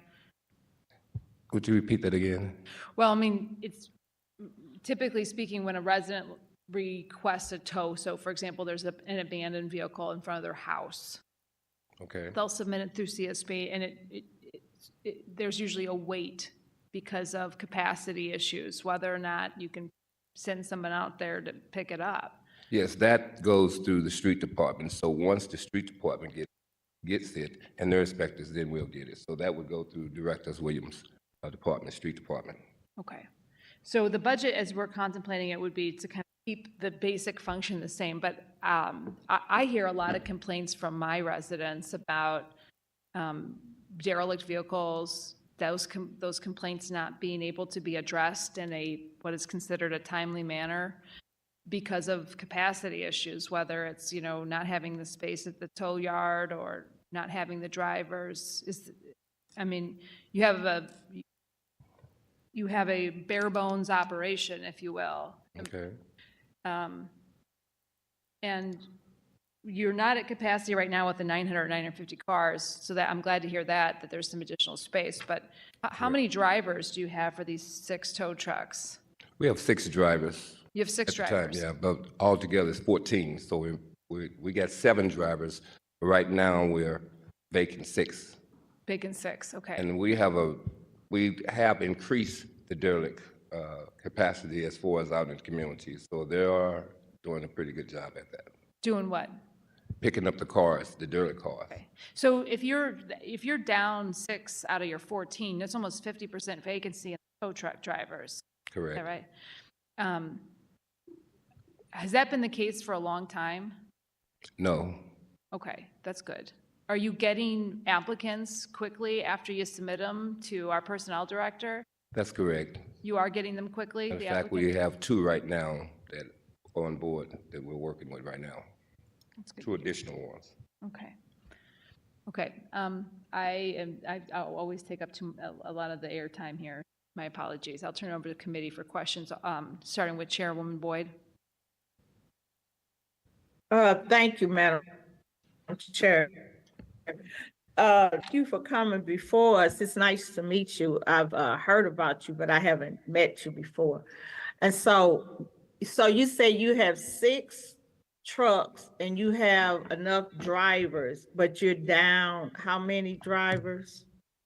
Let me recorrect that. 12 trucks. Okay, you got 12 trucks and you have 12 drivers? We have 14 drivers, but we have 6 right now. Out of 14, we have 6 drivers. Okay, so you short 8 drivers. So they have 14 on the org chart per the budget, but he currently has 6 drivers that's operating. That's what, and Director, so he's short 8 people. Yes. Okay, that's what I was trying to get clarity. So that kind of helps me get a better understanding in reference to what the president, the chair was talking about, the long waits for the cars, because that's what I hear from the police department, that they have to wait hours to get somebody to come tow a car when they're ready, not from an accident, it's from a derelict car that's on the street. So the police are tied up waiting on a tow truck. So that's why I was asking that question, because it wasn't making sense to me. And so the director clarified it. So with you being the new kid on the block, have you looked at, or do you have goals to make the tow lot, 1, more efficient, and 2, to improve systems that's within the tow lot? Because I think everybody is real apparent, and I've been speaking on this for quite a while. This city was built in the 18 or 1900s. So a lot of things we need to look at to bring our city up to the 21st century. So have you looked at how you can, just give me one example, how you can improve the tow lot and its processes? One of the ways we're doing, we have really upgraded and refreshed this Regis system that we have. It's called a Regis system, and it gives the input data on all our cars that we get. And so one of the things that we're doing right now is we have a 3-party system with the clerks making sure that all the cars are in, and so we can identify what cars are not, because we had some errors at the time of identifying those cars in the system. But now we can do it, and we have a 3-track way of doing that, so we'll be more effective. Okay, all right, that helps me out a lot. And so, were you aware of the police waiting for hours for a tow truck when they needed a car towed? No, I'm not aware of that. Okay, and so it's just a FYI for you, so maybe it's some way that we can come to a understanding in regards to improving that process. So it doesn't pull them off the street because they're off the street. They have to sit there until we get a tow truck, and that's why I had brought that question up. So you say you have two applications, two people that have applied for tow drivers. Yes. So do you all still contract to private tow companies to assist you in tows? No, I'm not aware of that. Okay, so you don't know if you all do it, We or don't. maybe the director knows. Does the director know? So I'm trying to allow the commissioner to have his first budget hearing meeting. But we are aware of the police hold times. We are working, this is why we actively keep a rec open with the Department of Personnel. Our turnover in our driver positions, we have some that may last 2 months, some that last 2 weeks, some that last a lifetime. And so because of that, we have an agreement with personnel to keep that requisition actively open so that people can apply for the driver spots. We do not currently have a second-party vendor that assists us with tows, but what we do have is contractors that assist us with, say, if it's something major pile up on the interstate, a lot of cars, we do have contractors that we can call in. We are currently working on a contract for a second party to help us on those shifts where we have one driver covering the entire city at a time. And so we are in the process of addressing some of those issues that you have talked about. Okay, so is that an open RFP for those second contractors, Ms. Williams? So we are still working with supply as well as BPS to determine if I have to do a RFP or if it's just an emergency contract situation that I can move into. Okay. And then you do have a process for those contractors to apply, correct? Yes, so they will follow the normal emergency, if it's emergency contract, they will follow the normal process for the city. One of the things that is challenging for me now is how do we accurately keep track of the cars that they're towing for the city of St. Louis? So their fees may be something totally different, but if you're towing for the city of St. Louis, those fees have to match our current fees that we're paying, or that a resident, or if your car is towed to a visitor, your car is towed to the city lot. We have to make sure that they keep those same fee scales that we have, as well as the safety of customers' cars. Okay, all right. And I'm sorry, sir, I wasn't trying to put you on the spot, but I figured Ms. Williams could save you because she knew a little bit more right at that point. So thank you. Thank you. You're welcome. Since our chair had to step away, I think the next person, and I'm sorry because I'm on my computer, is the next person. Who's Alderwoman, next? I've rejoined the committee. Okay. If you want me to. All right. Thank you. And Go ahead. And you might not be able to see that Alderwoman Sonia has stepped away, so she would be the next, but I'll hand it right down to Alderman Aldrich. Thank you, Madam Chair, members of the committee, which is just a few of us. First, congratulations, Commissioner. I know it seems like a new role. I'm sure you're going to do well, and you got a good team, and I know the supply commissioner is going to help you out, who used to kind of be over towing and stuff like that. So good folks here that got your back. I was listening to the Alderwoman, but when she was asking questions, kind of just want to make sure I heard it right. So what is how full is the tow lot right now? It's like 950. 90 what? 950. Okay. And how many cars could it hold? It's about 1,100. Okay, so it's still some room. And then you said if after like 30 days then y'all auction off the car? 35 days. Okay. Each day that the car sits there, is there a charge for the car to sit there? Yes, $25 a day, Okay, and then there's also a fee if the car get towed. What's that fee? $100. Okay. And depending on the capacity as far as wrench or rollback, so those additional charges also. Okay, and then I guess if a car is booted from the treasurer and it sits for like I think 2-3 hours, then y'all come get that car. We haven't started that yet.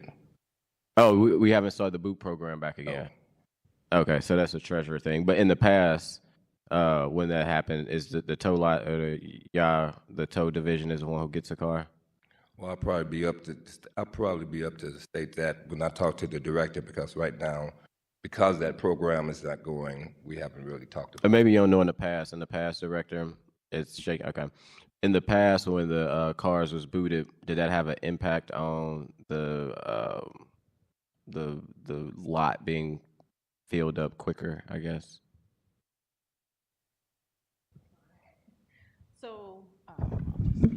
So we haven't, the treasurer's office, I believe, stopped booting cars prior to the pandemic. I'm going to say that it probably kept us at capacity, but it wasn't something that, overflowed the lot with vehicles that we had. We would work with the treasurer's office to make sure that they, when the tickets were paid, they would come down and pay fees and move the cars out as soon as possible. But that was included in our numbers back then, but it has been some years. The tow lot has done that. Okay. Are y'all looking at just random, are y'all looking at a potential getting another tow lot? I'm just curious. Another tow lot? Yeah. Yes, let's put that in the atmosphere. No, but we are looking for a new location currently at this time, which will give us more capacity and a structure for the staff that is more sound. Okay. And is that just due to I guess, I don't know how old the old tow lot is, or is that just due to need a bigger lot, need a better facility, or? So we had a storm last summer. The streets department has had our storms. Last summer, it was the tow lot, straight winds came through and damaged the tow lot. If you drive down there now, currently we have a job trailer that's out front that employees will be servicing and working out of that trailer until we can find a new facility. Working with BPS and have identified that this may be a good time for us to start looking for a new facility. Gotcha. How close is the tow lot to the workhouse? Is it right next to it? 2 buildings down. Okay. I think one more question, because I know we still got another director, and I think we got 2. Well, we got SEMA that was supposed to be at 11:30, but I don't know if for the director or commissioner, is there a plan for the derelict cars that are on the street, and if so, what is that plan? So yes, we currently have a plan for derelict vehicles. I think it has kind of haunted me since I've been here, the number of derelict vehicles that are on the street. So this year, we kind of ramped up. We had over 800 derelict vehicles that were reported through CSB that were on the street.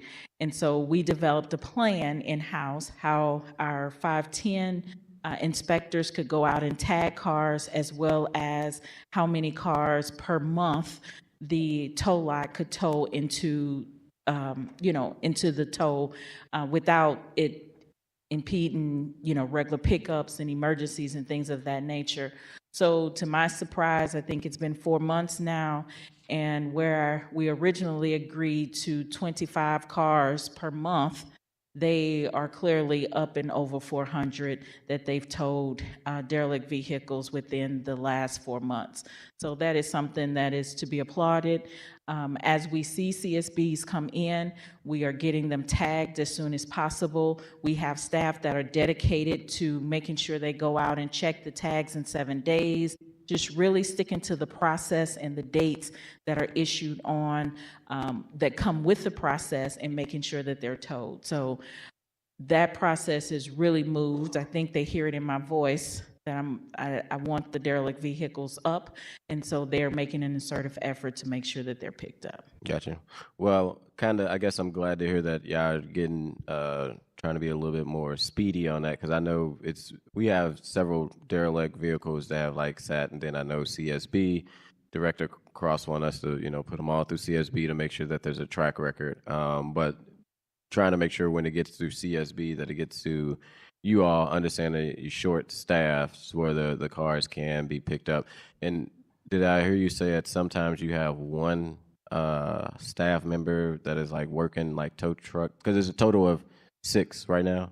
So right now, our foreman and our superintendent, well, he's not a superintendent, but our supervisor pretty much is responsible for going around and picking up those derelict vehicles that we see in the neighborhoods and all of that. Commissioner Flake has really stepped up and out of his duties and running them in the CSB, giving us an accurate number of what's in the CSB.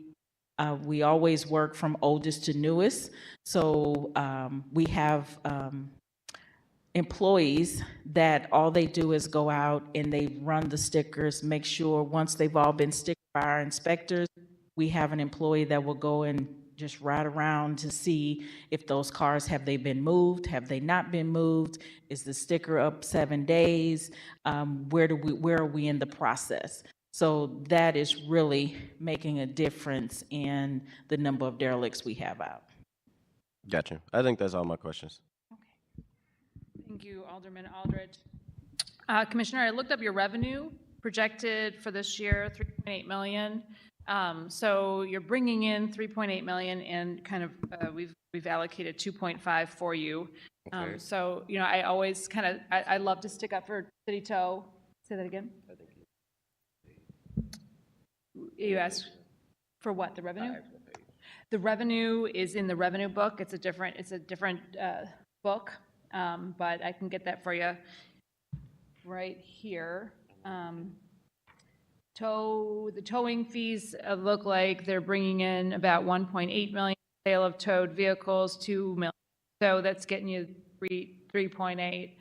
I'm really heartened to hear that the derelict vehicles, I hate to say that, I'm heartened by something that has been plaguing the director, but that it's weighing heavy on your heart, because it is such an important issue, and we want to make sure that you have the tools, the funds, the space, and the adequate infrastructure you need to be able to haul those derelict vehicles off our street, especially recognizing, certainly we don't want to be making money off of the misfortune of having a disabled vehicle, but it is bringing in revenue for our city, and I think that's a really important point to make when considering expanding your capacity. Given that you're 50% down, being able to hire tow truck drivers and the folks that do the actual work for your department is really important.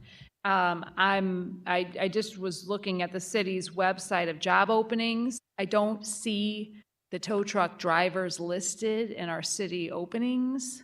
I'm surprised given the requisitions open. Do you know why that is the case? Why they wouldn't be listed on the city website? What? I mean, if there's a legitimate reason, I hopefully. So the Taleo system. The new system. Yes. Personnel has moved to a new system, Taleo, and they're actually having to physically input all of the requisitions again. So I think it was like a 2-month period, or I'm wrong, 2 months. It may have been 4 weeks, a month and a half, I'm not for sure, that we were down, the system was down, but they've reassured us at the last cabinet meeting that they're constantly putting those positions back in. Okay, let's keep our eye on that, because as you badly need tow truck drivers and Yes. folks to fill your positions, we want to make sure that they're adequately posted on the city website. So when it comes to investing in the tow infrastructure, as you're looking for that new facility, the more information we have, the better. But certainly, I mean, what we're hearing from you, Director, that at the very bare minimum, you'd like to see additional the additional $2,000 for computers and the additional staff person in that utility worker line. If you could provide the Correct. committee with maybe rationale specifics about what those additional line items would be, as we've shown in the past, we're certainly, willing to consider advocating for those things as we move through this. Okay. Thank you, Commissioner. And now we have Thank you very much. either Flake or Breitenfeld. Take your pick.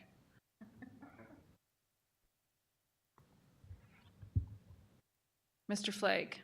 Good morning. I was probably going to say good afternoon there. Almost, not quite. Don't get ahead of yourself. Okay.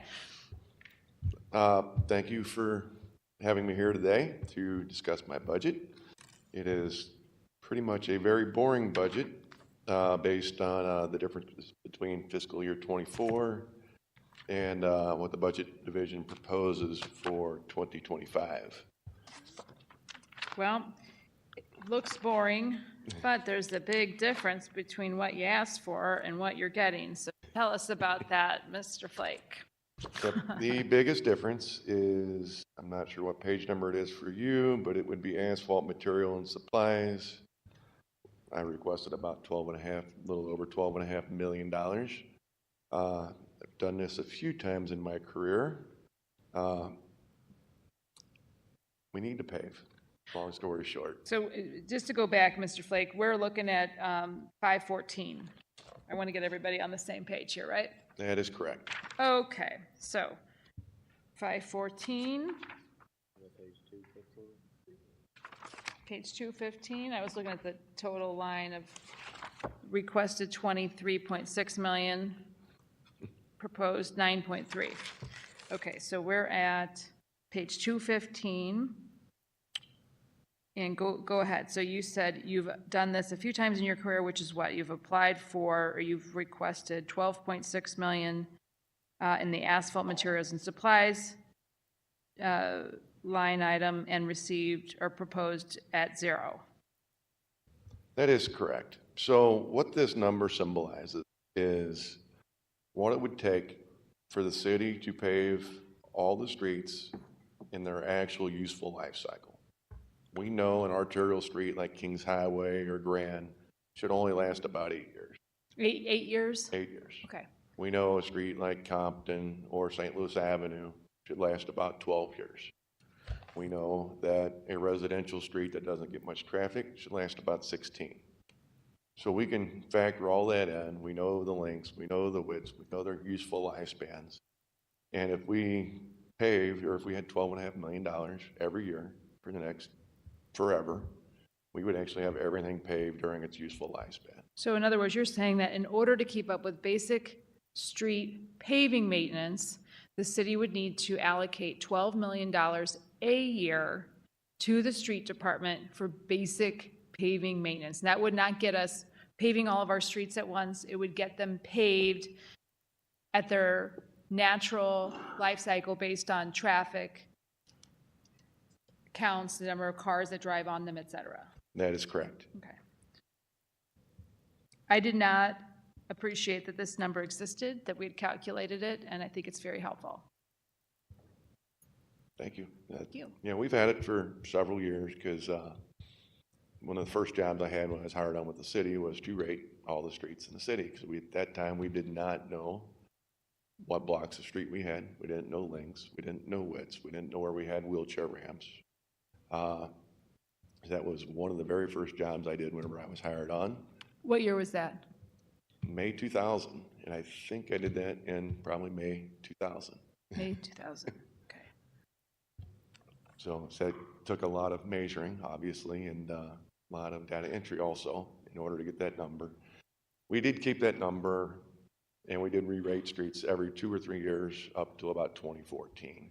After 2014, between not having enough employees, et cetera, we stopped keeping that number, which I know a lot of aldermen are very interested in those numbers on, is a street rated a 10, which is perfect condition, or rated a 1, which is a dirt road. But We have dirt roads. Where are those? They might as well be dirt roads, some of them. Okay, some of them are in that of condition, you're right. But there are a few though, so Okay. that's good. But yeah, so that started originally in 2000. We maintained that system up to 2014. I know this was a question earlier that was brought up about knowing what we have in good condition, bad condition, and other condition. So it doesn't take much to get back onto that track where we actually know what's bad. But if we're not putting any money behind that, it doesn't really help us to know what's bad. So failing to have that, so you're going back here, the original street audit done in 2000, you said around 2014, we stopped having adequate staff to keep that up. Where is the auditing process of those streets? And what is the current state of that activity? It hasn't been updated since 2014. With one employee, you can actually update it fairly quickly. Probably 3 months, you can actually have something updated.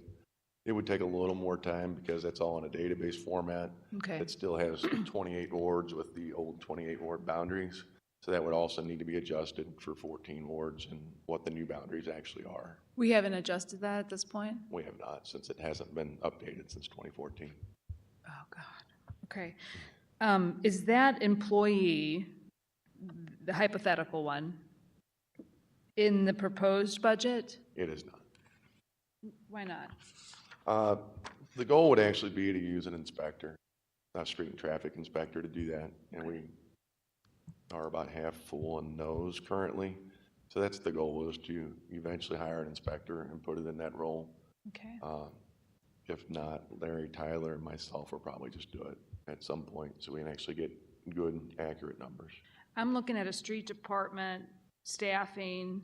The last time we got staffing, a staffing report, which was in February, you had 116 positions authorized and 60 vacant, a vacancy rate of 36%. Is that about what you're at right now? I count my total numbers, so between the capital budget, I have 4 budgets total. So out of those, I have 106, I believe, show up on this out of 161. Yep, that's exactly what I got, just about, so 36% vacancy, okay. I'm glad you know your staffing numbers. I'll turn it over right now to the committee for questions before asking the rest of mine. Alderwoman Boyd. Yes, hi Ken, how you doing? Good morning, doing very well. I'm asking, I'm hearing about the paving, so I'm gonna ask you that question too, because what I'm hearing that you all are trying to upgrade the streets department systems and get things in place. So how do you come about to get to know what streets have to be paved?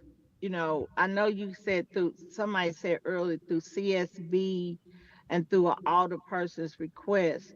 So how are we judging what streets are going to be paved, when they're going to be paved, and how do you get with that list? Because we transfer dollars to make that happen, or is dollars there from the ARPA money to ensure that we can get those streets paved? So currently, all the aldermen get a paving proposal list from myself. Those streets on that paving proposal, some of those are based on the street department or street division's interest because numerous pothole requests, et cetera. But most of those streets actually come as aldermanic request at this point, or if a citizen calls in and gets either myself or one of our staff, and they state, you know, this road is in deplorable condition. We go out and look at it and go, yeah, this is not very good condition. We will add it to that proposal list. Up till, in some of you, I'm not actually sure if any of you that are around now have actually seen the old proposal list. We used to have them with a rating number. We used to actually have a giant city map that had those ratings, or bad streets were in red, good streets were in green. So it was very easy to see what streets were in good shape or bad shape in your ward. But typically those now are just based upon the alderman's request. And honestly, couple reasons that happened. In 2014, we weren't getting much funding. And we've had aldermen throughout history that look at my paving list and will choose not to ever pave anything on my paving list. So it seemed like a lot of work to keep that going for the few people that actually use it as far as the rating system. But we are going to give it a shot again and bring that back, at least for my own sanity. Okay. All right, that's all I have. Thank you. Thank you, Alderwoman Boyd. Alderman Aldrich.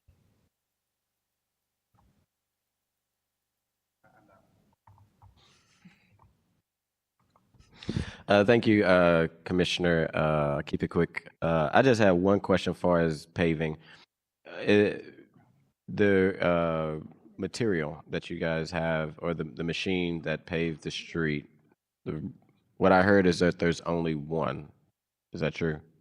That is not true. Okay. We actually have three. We have a. Is there like a name for it? Is it called paving street I don't know. Is there a name for the equipment? I was just. It's a paver. Paver. Okay, so you got 3 pavers and they. Paver. Paver. Paver 1, paver 2, paver 3. Yeah, so we actually have 2. We purchased one about 3 years ago. I believe ARPA money or capital money purchased another one last year. And then we have a older one that we just keep on the shelf just in case we need it. The reason we have 3, I guess, would be a better question. First of all, when these break down, it's not like your car. You know, if you, I don't know, something on your car goes wrong, you can take it to Dobbs, probably have it fixed the same. You break something on a paver or some of this other construction equipment we have, if you break something on it, those parts come from overseas. A lot of our parts actually come from Germany from a couple of machines we have. It could take a month to get that part. The other problem is asphalt is very expensive. So if I'm paving a street and my paver goes down and I don't have a backup, I'm not going to be paving that street because each truckload of asphalt, the truck typically holds 20 tons of asphalt, if not more, and asphalt's about $75 a ton. So you're looking at $1,500 plus per truck. And if I'm doing a big street, I may have 10 trucks. If that paver goes down and I don't have a spare paver sitting behind me, or at least someone I can acquire from our yard in Hampton, I'm not going to pave that day. We've had many times before where we had a paver go down. We were using our backup paver, or wanted to use our backup paver, and I told our guys that we're not going to pave today because if something goes wrong, I have 10 trucks at $1,500, $2,000 a piece worth of asphalt that I can't use.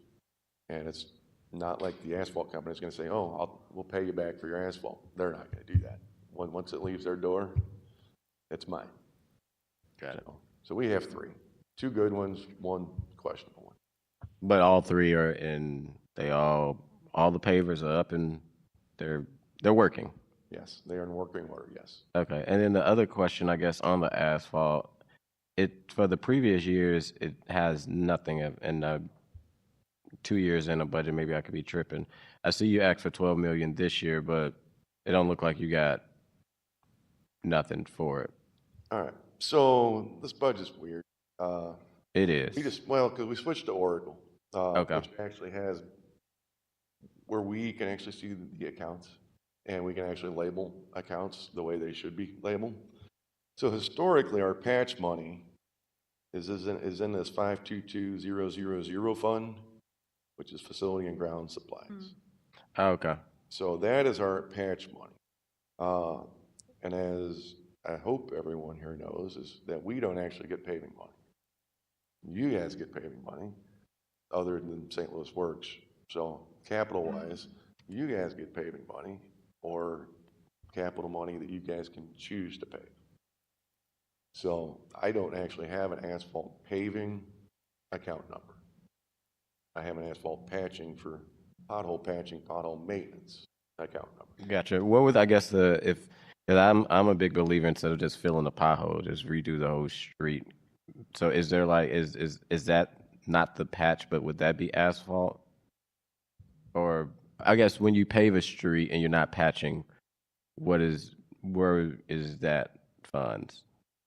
That actually goes to, you guys transfer that to, it's not a part of this budget. Got There's it, a separate okay. accounting of Ward 1 through 14. Once BPS transfers it over, it goes to that account. So it'd be Ward 1, if I proposed $50,000 for whatever street it is, and you guys chose to transfer that, it would go to that Ward 1 with the dollar amount behind it. Gotcha. That's not part of this personnel, et cetera. But I see there's only one for salt. I think Director Payne basically said we had a not heavy winter, so you guys are good on salt. that is it, yes. This is my first time ever requesting $1. I was not going to request 0 because it would fall off my budget. Mm-hmm. Not going to let that happen. So Gotcha. I'm not going to spend that $1 either. That's even the better part. Oh, wow. That dollar's going back to general revenue. Big bucks. And so even if, just say, you won't be getting 12 apparently because it's not requested. Even if you get 3 million for asphalt, do you think that, I guess, would be a smaller dent to help? I'm just throwing out a random number to see if, I mean, obviously anything helps. besides one. Yes. So anything helps. And we need, and the point is we got to get to, I mean, Do you have the guys, if you got this 12 million for asphalt, do you have the manpower to make it happen? we can get very close to it. We can easily get the 7.5 to 10 million without any question at all. Mm-hmm. Anything over 10 million, it's going to get close with the manpower we currently have. Gotcha. Okay. Those are all my questions. Thank you, Commissioner. Yep, thank you. Thank you. Circling back to Alderwoman Saunier, did you have questions for Commissioner Flake? Hi, Commissioner. Good afternoon now. Same thing. First, I always like to thank folks. I do email you quite a bit. You do always respond. And even this year, it could be me, but this was my second time having the budget meeting where we do the war capital everything. And I just think all of that went so much smoother. It was emailed to me before everybody's asked, rather than not getting asked until a meeting, which gave me time to ask for details that I knew I would want in a meeting and prepare. So just thank you for all of you all's work in preparation for that process as well. You're welcome. Thank you. My question is similar to one that I asked earlier. I'm like Alderman Aldridge. Sometimes I miss up traffic, paving. We got one department, then 10 functions under it, and one person does this. And some of you all still do 2 or 3 while you're trading off or looking for someone. But I think in regards specifically to the paving, something that I really like that you guys did that was very helpful for me with the budgeting process is you guys created a compiled list of all of the paving requests that you had from previous alders that had any space within the 7th Ward. So I used to have Alderwoman Ingracia, Alderwoman Rice, Alderman Gunther, Alderwoman Davis, Alderwoman Spencer. And you guys put it all together, showed me where it was in my ward to kind of help me identify projects and put that on a consolidated list, which was something last year that I had asked for but wasn't prepared. Was there something in particular that helped you all to be able to prepare that? Was it the new technology? Was it you just needed more time to go through it? Did you have to go dig in some room that was built in 1700s to find all the documents? Yeah, it was mostly just time. We actually had time to sit down and put it all on a map. And some of it we changed boundaries on too, because a lot of the old stuff was based on the old ward boundary. Mm-hmm. Sometimes it doesn't make sense to stop at whatever random street this is. It makes sense to go to a major street. So it gave us time to actually sit down, put it on a map. Can we extend the boundaries to the new ward boundary or even further? So yeah, it was all about time and actually being able to make some sense out of it. So I think, and it's not just for your department, I would say, the way everything flows through War Capital, this kind of would apply to everything.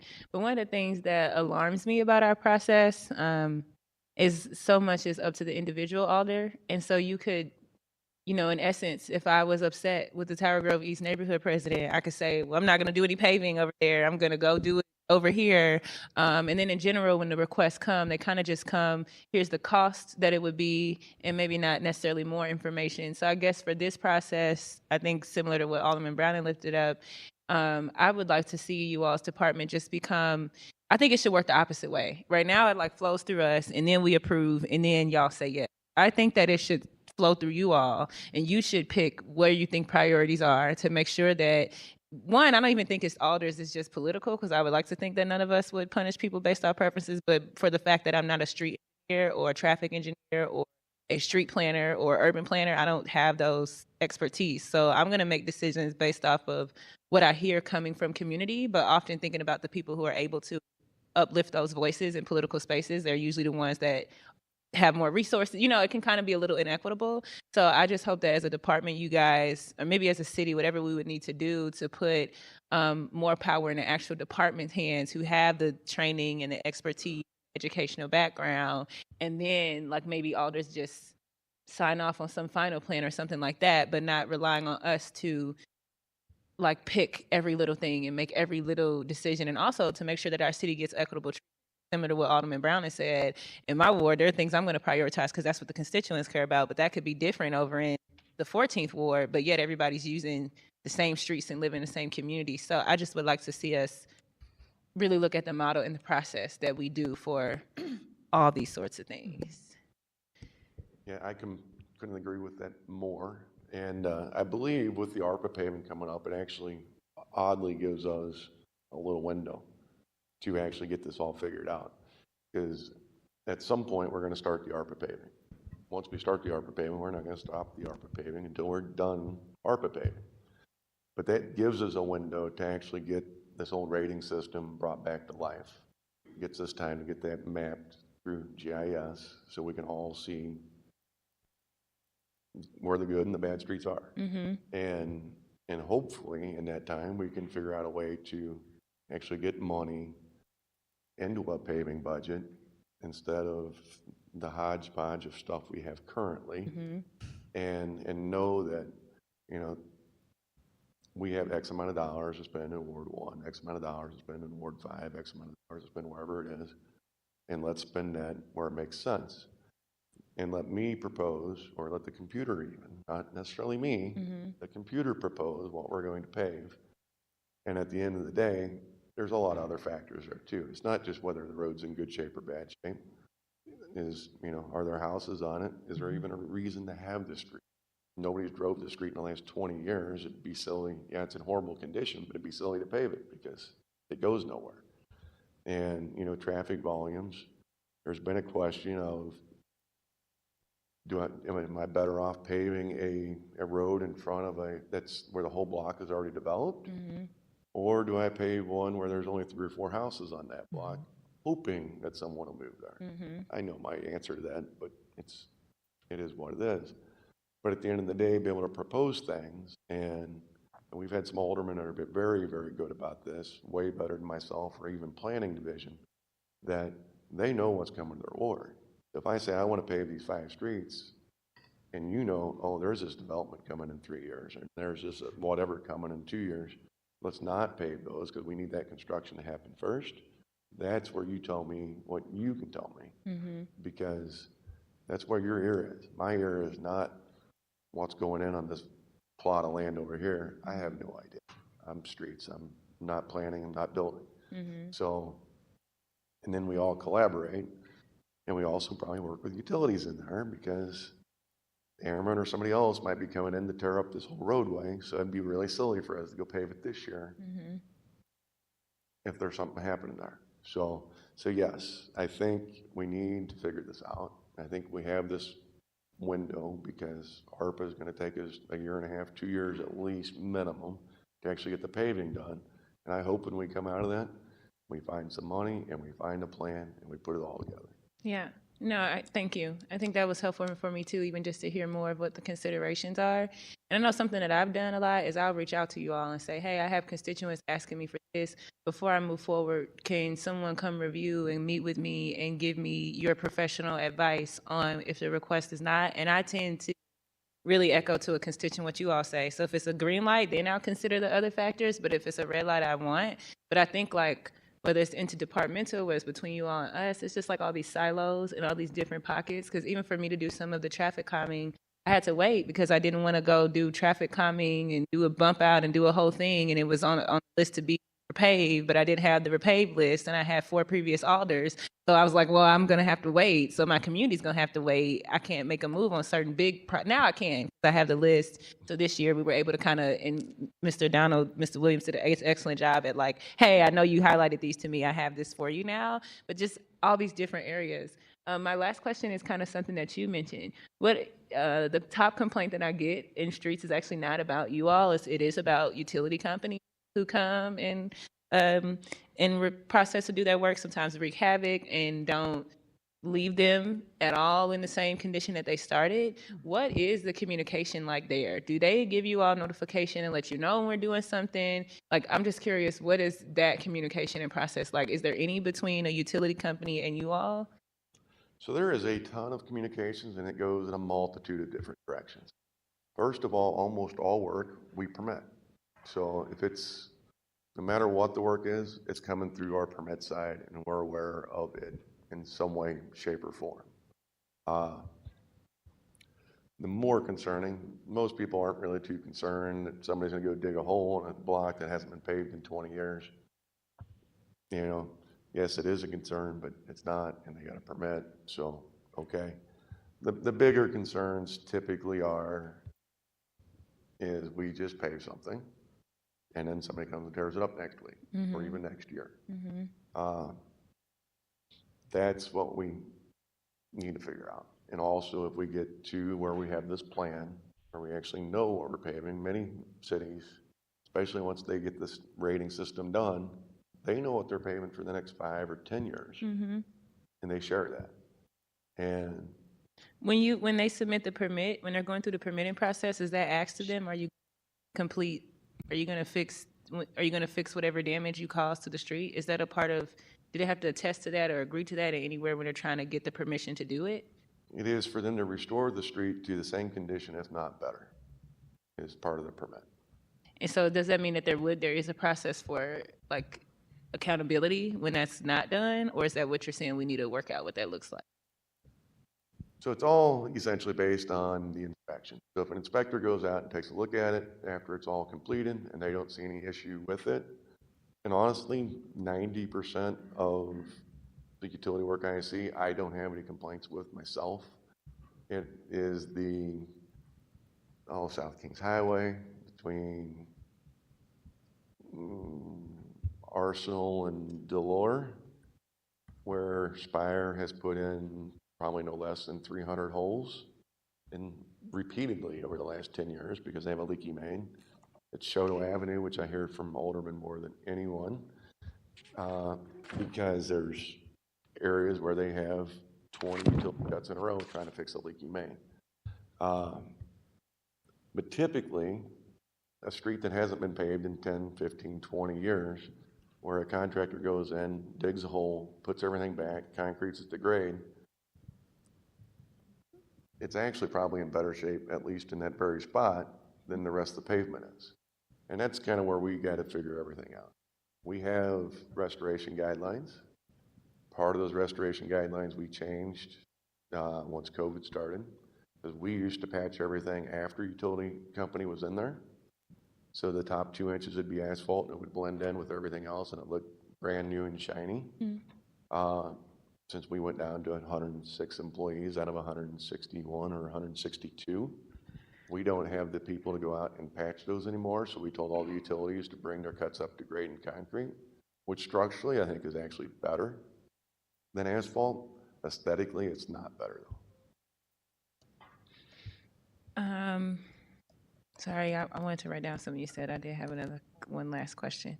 I would agree. I don't think I don't think that when they do work often they leave a mess. It's just that when they do leave a mess, it's horrendous. You know, either it looks fine, it goes back to normal situation, or it's just like it looks nothing like what it looked like before. I wouldn't say like every time they go, but I would say that when they do go and they don't do it, and I don't know, because I've even followed up like with their government operations, sometimes a relations person, and that person sometimes will come and address it. But, you know, obviously trying to create systems where you don't need an individual to make a system work. But thank you.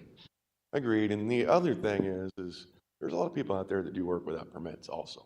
So trying to keep those in check are sometimes the rougher ones. And the ones where you see a pile of dirt and it's there and a hole and maybe a cone, maybe not, covering a hole that's 4 feet deep and 2 feet square, and it's been there for 2 months. Those are the ones that need to be called into or emailed either to myself or Larry, or at least put in through CSB so we can get out there and figure out who's actually doing that work. Because, and those, like I said, those are the ones that go on for months and months. And a lot of those, they're not legit. It's somebody doing their own work, or they hired somebody that didn't pull any permits. And those are the ones that make us all look bad. And those are the ones, you know, we all get the phone calls from this. Okay, thank you, Alderwoman Saunier. I just want to clarify, Commissioner, with the $12 million, some of that actually does get done. We're doing some of it, right, through the ward capital, et cetera. Taking out ARPA, because that's kind of a one-time shot, how much of the 12 million would you estimate that we do through those mechanisms, the sort of ward capital, et cetera? Just, there's not a 12 million, $12.6 million deficit. There is a deficit, I mean, obviously, but I think, would you be able to estimate that? I know it changes year to year. You point out some aldermen don't pave anything, some do. It's hard to say, but if you give us a wild estimate, what would it be? It's typically about 2 million. 2 million? Between 2 and 3 million. So we have a deficit of like $10 million in paving needs a year. Part of that is also St. Louis Works that is not allocated. Okay. So, Yes. so if St. Louis Works is allocated, mostly towards paving, typically St. Louis Works is allocated towards either paving or 50/50 sidewalk program.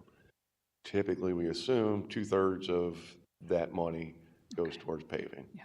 And if 2/3 of that goes towards paving, it's approximately $2 million. Yeah. Yeah. I mean, this is really tough. I mean, you know, leaving it up to the alderperson, you know, it's a tough position for us to be in too, because you're almost asking us to choose our residents and wards to pave. Not only does that leave, you know, the very real possibility of favoritism, you know, or the opposite, you know, retribution, if you will. You know, but it puts everybody in an unfortunate, I think, position. It should be handled from a very professional, strategic perspective. Not only is it, you know, how many people live on that, but like you were talking about the traffic volume. I mean, for example, the 8th Ward has Gravois, Jefferson, Broadway, these major sort of arterial roads, whereas my previous ward, Ward 20, was easier because it was primarily residential. It's just in its orientation. But then the coordination of even considering a Broadway across multiple wards is very difficult. When I was at the 20th Ward, I did have Grand, and trying to coordinate that with the other older persons was impossible, just because the different priorities, the different years, et cetera. So it's extremely, extremely hard to do without that updated. I would like to see the city have that staff person, at the very least, to have an annual understanding of where we are. I think it's extremely unfortunate that we're over a year into new ward boundaries and we don't have those new boundaries updated, that we haven't updated that sort of list of ranking the well-being of our streets since 2014. I know when I was first elected, that was presented to me. It helped me understand where we were in the 20th Ward as far as that goes. And it would put us in line for where we need to be. This figure, Kent, I just have to really commend you for putting this together for us, to have an understanding of where we should be, you know, as far as that, because many of us are trying to approach paving and street infrastructure more holistically, recognizing the real issues of equity. I think if we were to just do by traffic count, it would be difficult to drive investments through infrastructure. So there needs to be obviously some flexibility there. But you know, I think we all recognize that the way we're doing this is not ideal, and having this information is extremely, extremely helpful. I would like to understand better where that person that could do that work would fit into your budget. I'm not asking you to add that proposed, or that we could find the funding for it, but I think having that knowledge of what that person could or should look like, you know, if we were to consider, you know, being able to position ourselves, I think we wouldn't even be able to position ourselves to do that $12 million a year without that auditing in place. So that is truly the first step, I think, in having some of that, having the capacity, the capability of doing that. With that, you know, thank you again for coming, for presenting your budget, and for being so, I think, thoughtful in arranging those numbers for us. All right, thank you. With no further questions, Alderman Aldridge, did we? Yep, I'll get with you personally direct on some stuff. Okay. Perfect, thank you. Commissioner. And our last victim is the Commissioner of Refuse, Randy Breitenfeld. Good afternoon, everybody. Thank you for giving me the opportunity to present my budget. New Ward 8 resident. Yes. Come to the 14th. He's What's close. that? Oh, he's close? He's close. I was saying come to the 14th, but it's okay. Yeah, right. I'll try to keep this short and sweet so you can get to Sarah and let her I'm present. sorry, we're already gonna, we are relinquishing Sarah. Sorry, Sarah, we're really sorry. We'll have you see come you. back. Your department just so Yeah, interesting. emergency. But we're at capacity. So Randy, go ahead. So you Okay, are, yeah, so basically the refuse division, we're in charge of collecting all the contained trash throughout the city, and also all the bulky items that the residents set out. We currently have about 35,000 alley dumpsters throughout the many? city. 35,000 approximately, and about 43,000 roll carts throughout the city. how many was the roll cart? 43,000. And in addition to that, we also service about 1,400 litter barrels throughout the city.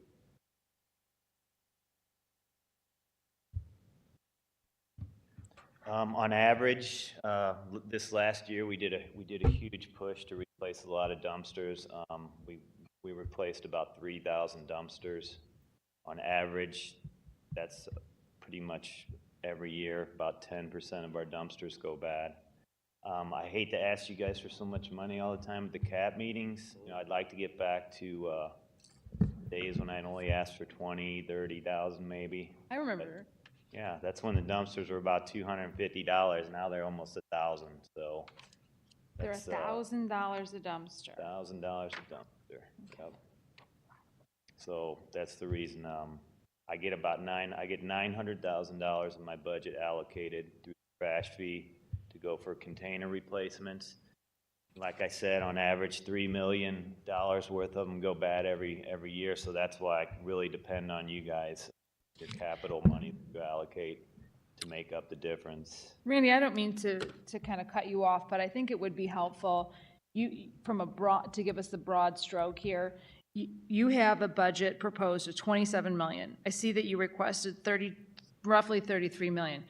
What is the revenue projected for refuse? Let's talk very broadly speaking. So I'm looking at the refuse collection fees of about $16.6 million. That's correct. Okay, so that's your revenue is $16 million. Yep. But, you know, I mean, I think people complain a lot about trash, obviously, and like the cost of it. We recently increased the cost, but we actually are subsidizing refuse, the refuse department. So, because you collect less than it costs to run the department, just because of the volume of trash. I'm not advocating for anything other than that. I'm just saying that people to complain about the cost, it doesn't cover the cost of the refuse removal, right? Yes, I mean, pretty much, I mean, our tipping fees alone are close to $13 million a year. The tipping fees alone are $13 million, and the tipping fee is the cost of actually just dealing with the garbage itself. Yep, that's what it costs just to get, send it to the MRF or send it to the landfill. Okay. About $13 million a year. So to talk about my budget, I'm glad that Paul put my refuse route and safety coordinator back in there.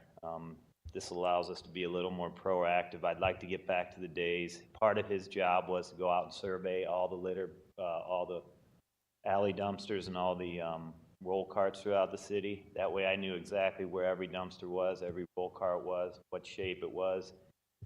We could get on those. Right now, without that position, we basically just relied on service requests.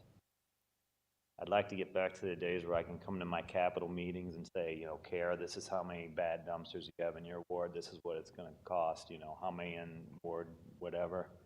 Right now, I pretty much have to ask the same from all you guys because I don't have that person in my TO. But having him back in there, that'll allow me to survey every ward, every alley, every roll cart every year, come to my capital meetings and be able to tell you guys exactly what you need. So I'm very happy that that was put back into my budget. Labor supervisors, right now I have 2. I used to have 3. I don't know when that got cut. I mean, maybe Todd, when he was commissioner, might have cut that out, but I have to have 3 labor supervisors. I need 1 to run my maintenance and bulk operation, and I have to have 2 in my collection operation. Perfect example is today my labor supervisor that runs collection, he called in sick, so I have no labor supervisor to monitor my collection operation. So I really, really need 3 labor supervisors. Solid waste, let's talk solid waste route foreman. In order for me to run an efficient operation, I need to have 4 solid waste route foremen in my bulk and maintenance operation, and I have to have 6 in my collection operation. I need 3 on each side of the city. I need 3 foremen to be able to monitor the north side of the city, 3 to monitor the south side of the city. Perfect example again, I have 4 foremen. 2 I'm called in on family medical leave this week, so that left me with 2 foremen to try to supervise the whole city. So, And another factor is with only having that amount of foremen, the amount of overtime that they put in, I'm just, you know, it's crazy. I'm just afraid of the burnout factor for them too. okay. And then finally, I had 66 heavy equipment operator 2 positions, and they cut that down to 57. I have 55 routes I have to do every day. And I have to have some fluff in there, at least 10 extra drivers to cover medical leave, sick leave, family medical leave. On average, it's about 10 drivers a day. So I really need those 66 positions. Where are we at, Randy? Looking at my TO, that was my whole goal. Okay. TO cleaned up. So my 3 big problems I have, well, Wait, I wanted, Okay, so personnel-wise, you have, I'm looking at heavy equipment operator 2, you have a request of 66. that was in my budget, 66, and they're proposing only 57. Okay, hold on. So last year, you had 66, 66 authorized. correct. And they are looking at cutting, this current budget cuts your authorized staffing from 66 operators to 57. That is correct. And in order to have no open routes every day, I need 55 heavy equipment operator 2s. Okay, so you have 55 routes. Correct. Obviously not, your full staff cannot be on every day because you have holidays, leave, et cetera. So the budget as proposed necessitates, even at full staffing, that we would not be able to cover all of our trash routes on a daily basis. Well, we would be able to cover them if every 57 employees showed up. Well, that's not feasible. But like I possible. said, yeah, on You have average. vacation, sick days. Yeah, or right, something. So- 10 employees on average a day are either on family medical leave, sick leave, medical leave, whatever, vacation leave. So your proposed staffing for refuse was keeping the staffing level the same. For the But- HGO2s, correct. Okay, but I see the amount went up pretty significantly. That's because we adjusted for we increased staffing across heavy equipment drivers in an effort to have retention. We have seen a lot of turnover. Is that right? Okay. Correct, yep. Okay, so as the budget is proposed, would necessitate that we do not pick up garbage in all the routes? Yes, I would not be able to cover all my routes with 57 drivers, Okay, assuming that on average 10 are off every day. okay. Wow, that's a pretty big, that is a pretty big omission or Yes, change. I'm not sure why that got cut. Okay, so that is a difference of about $500,000, $450,000 a year to cover fully staffing that. So that's your one hole. What's your other main holes that you're looking at? Well, I need 3 Problems. labor, I asked for an additional labor supervisor, Okay, you asked for the additional labor supervisor, you're not getting it. What else? I see that here. and I asked for 2 additional solid waste route foremen, which Where- they actually cut one of my positions. Where's that? I don't have my glasses and there's What's- not a page number. Are you on my, I'm on your personnel schedule, okay, solid waste, 228. let's see. It's up towards 3rd from the top, solid waste route foreman. I don't see that. I got it. Jamie, appreciate that. It's okay. How many do you have how many did you request? I requested 11. Oh, I see that, okay. And you're getting 8. I'm getting 8, so that leaves me only 4 solid waste route foremen in my collection department. And like I say, if anybody takes off on vacation or family medical leave or whatever, like I said, this week I only had 2 to try to run the whole city. Oh, my God, okay. So, but why did last year have a budget? You had occupied 8 last year, so you, why did we have, well, this is a bit confusing. Okay, I bet I have 9 in my TO right now, okay. and they want to cut that down to 8. Can we talk a little bit about the tipping fees, why they went up so much? Last year, it was highlighted in the budget overview. The fees to remove garbage pretty much doubled. And one of the other issues I kind of want to go into is the recycling. I mean, we aren't really doing that much recycling. There's a lot of contamination. And the cost of actually getting rid of the recycled goods is higher It's almost 5 times more expensive. than getting rid of garbage. So we're paying 5 times as much. Where can we look at that? I know it was in the, I was trying to find it in the overview budget document from last year. Let's see. The tipping fee cost is what you're wanting to know? Well, there was kind of an overview. Yeah, when we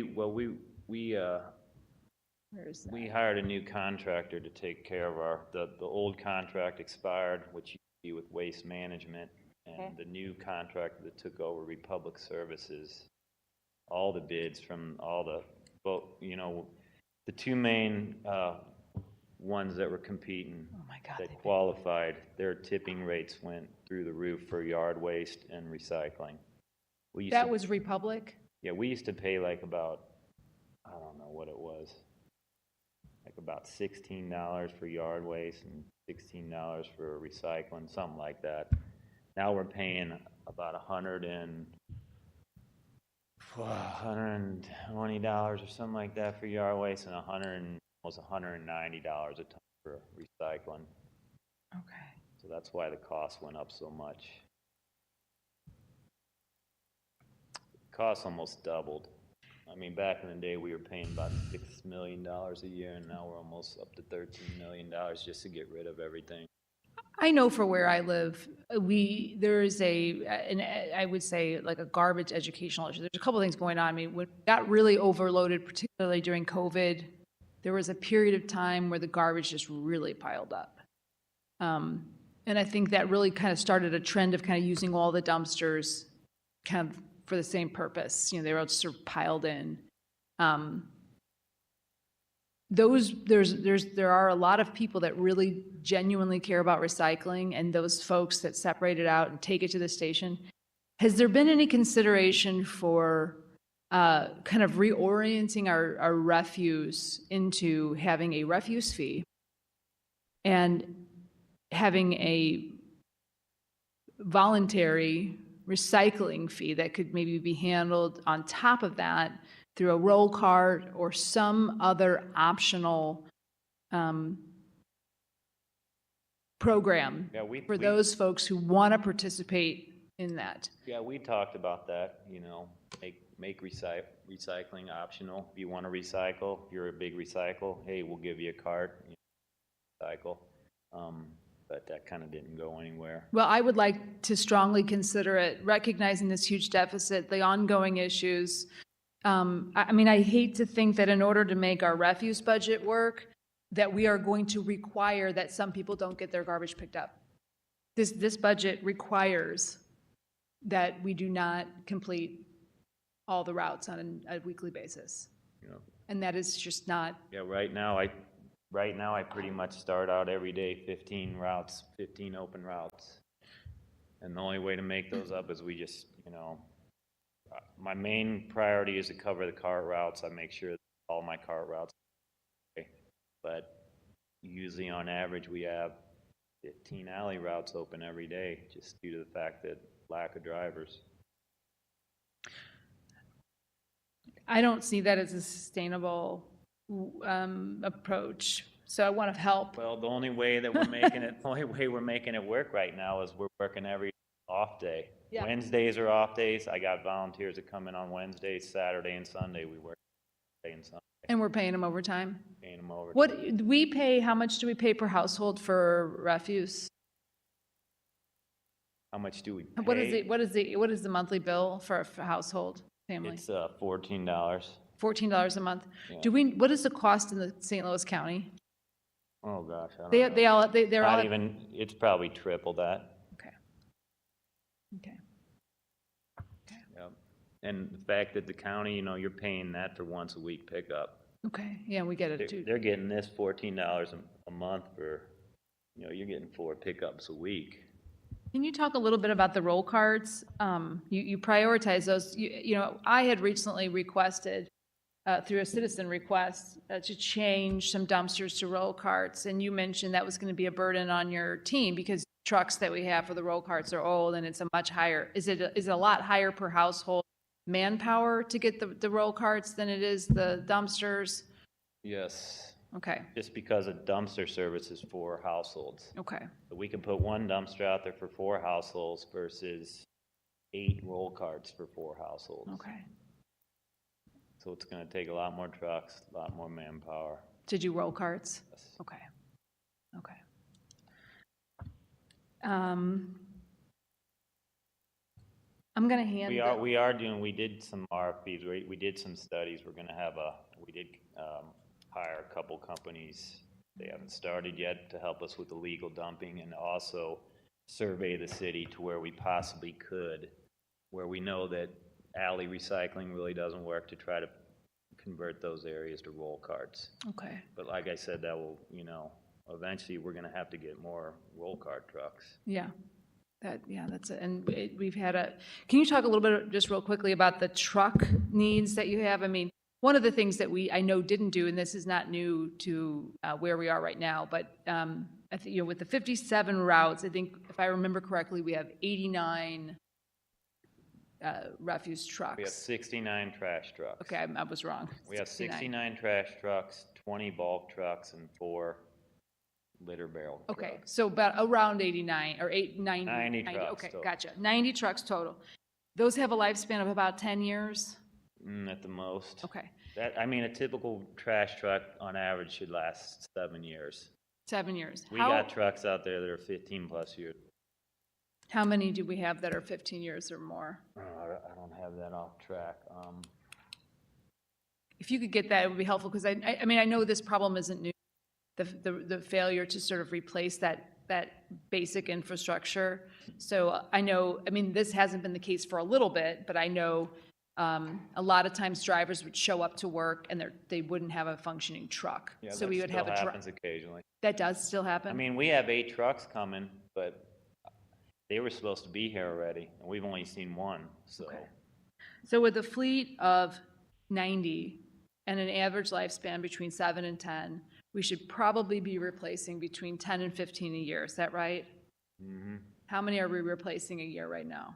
I think this last year we had 8 on schedule. Okay. So that's below, Like 6 alley trucks and 2 roll cart trucks. okay, but that's below what we need to keep up with basic trash pickup, is that right? Yeah, well, yeah, yes. I mean, right now, because we don't have enough drivers, we have enough trucks, but if I was ever fully staffed, we would need more trucks for sure. Yeah. Okay. Were your employees impacted by the hiring freeze? You were still able to No. hire? Okay, that's great. No, we're not, Sure. we're not impacted by that. You guys, we've been here since 9:30. Your function is so important. We're really, really grateful to go into this detail and just have you spend 3 hours with us here this morning. I am terribly sorry. I have to leave. I'm going to hand it over to the Vice Chair, Alderwoman Boyd. But I just want to recognize the duration you've spent with us, the detail, the questioning that the committee, the thoughtful questions that the committee members have had for you. We really care about your function, your service to the city, and we're grateful for your time here today. With that, I'm going to hand it over to Vice Chair to finish Okay. hearing from you all today.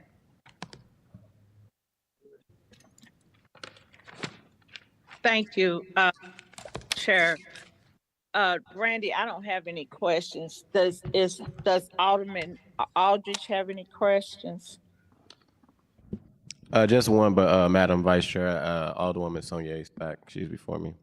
Oh, I know you okay, can't see. I'm sorry. No, I know. I Yeah, understand. thank you. So Alderwoman Sonia, do you have any questions?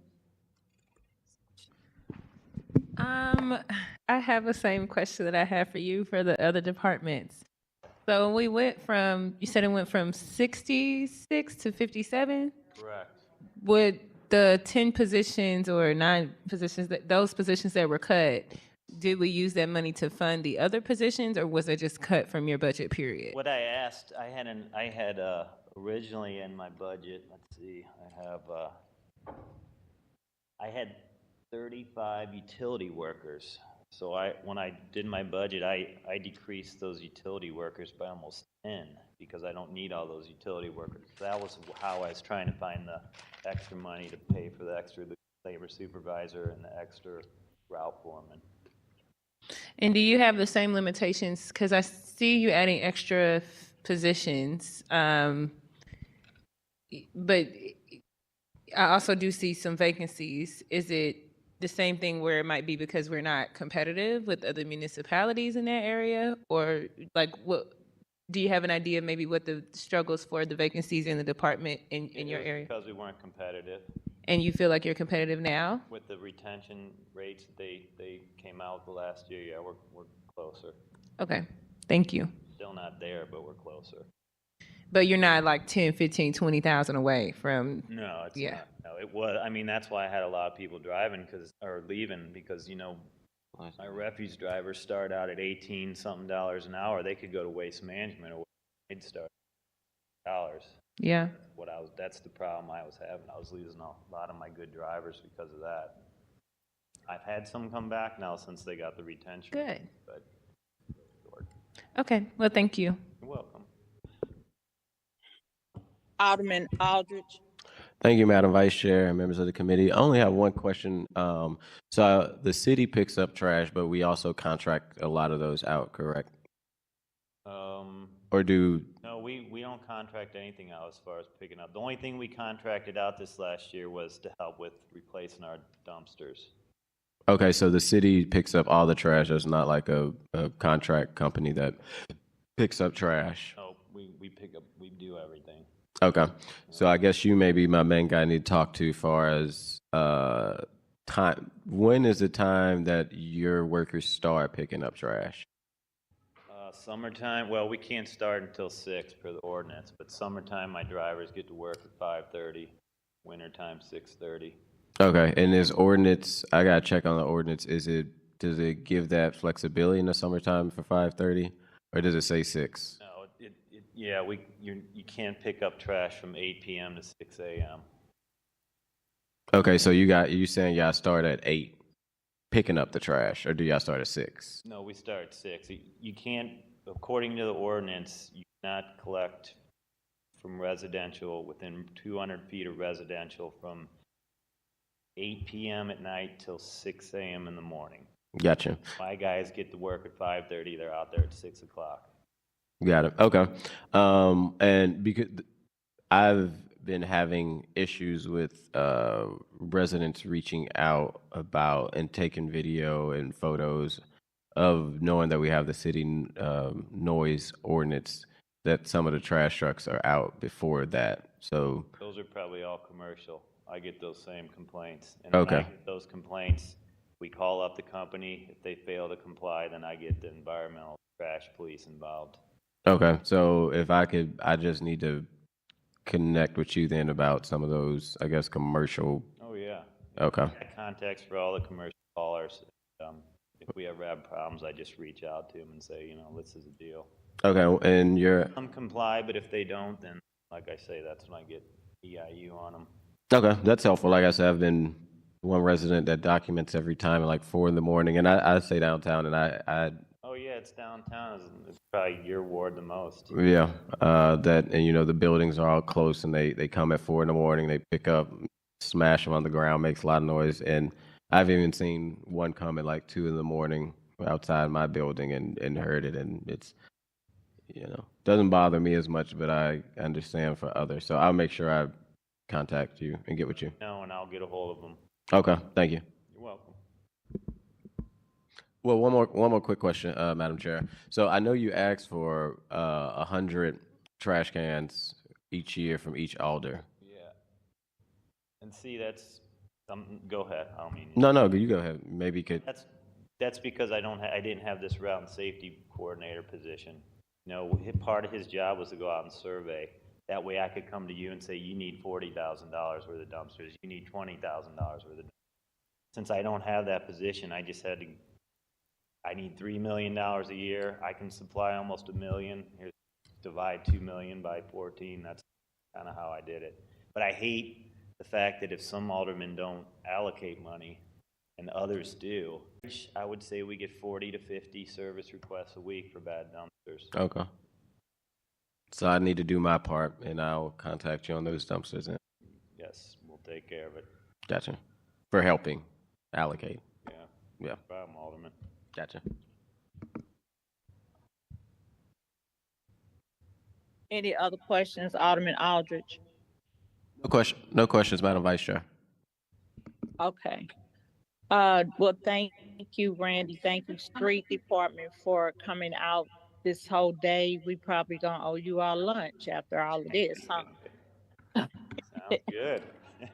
Thank So you. we appreciate, you are very welcome. Sound like So, Alderwoman Boyd is paying. I'm in on that one. this group effort, group. Yes, ma'am. So thank you. So do we have to excuse all the people?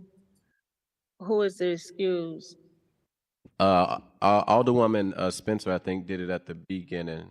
Yep, Velasquez and Oldenburg. Okay, all right. And so do we have any announcements? No announcements. Okay. I think we meet in at 9:30 tomorrow.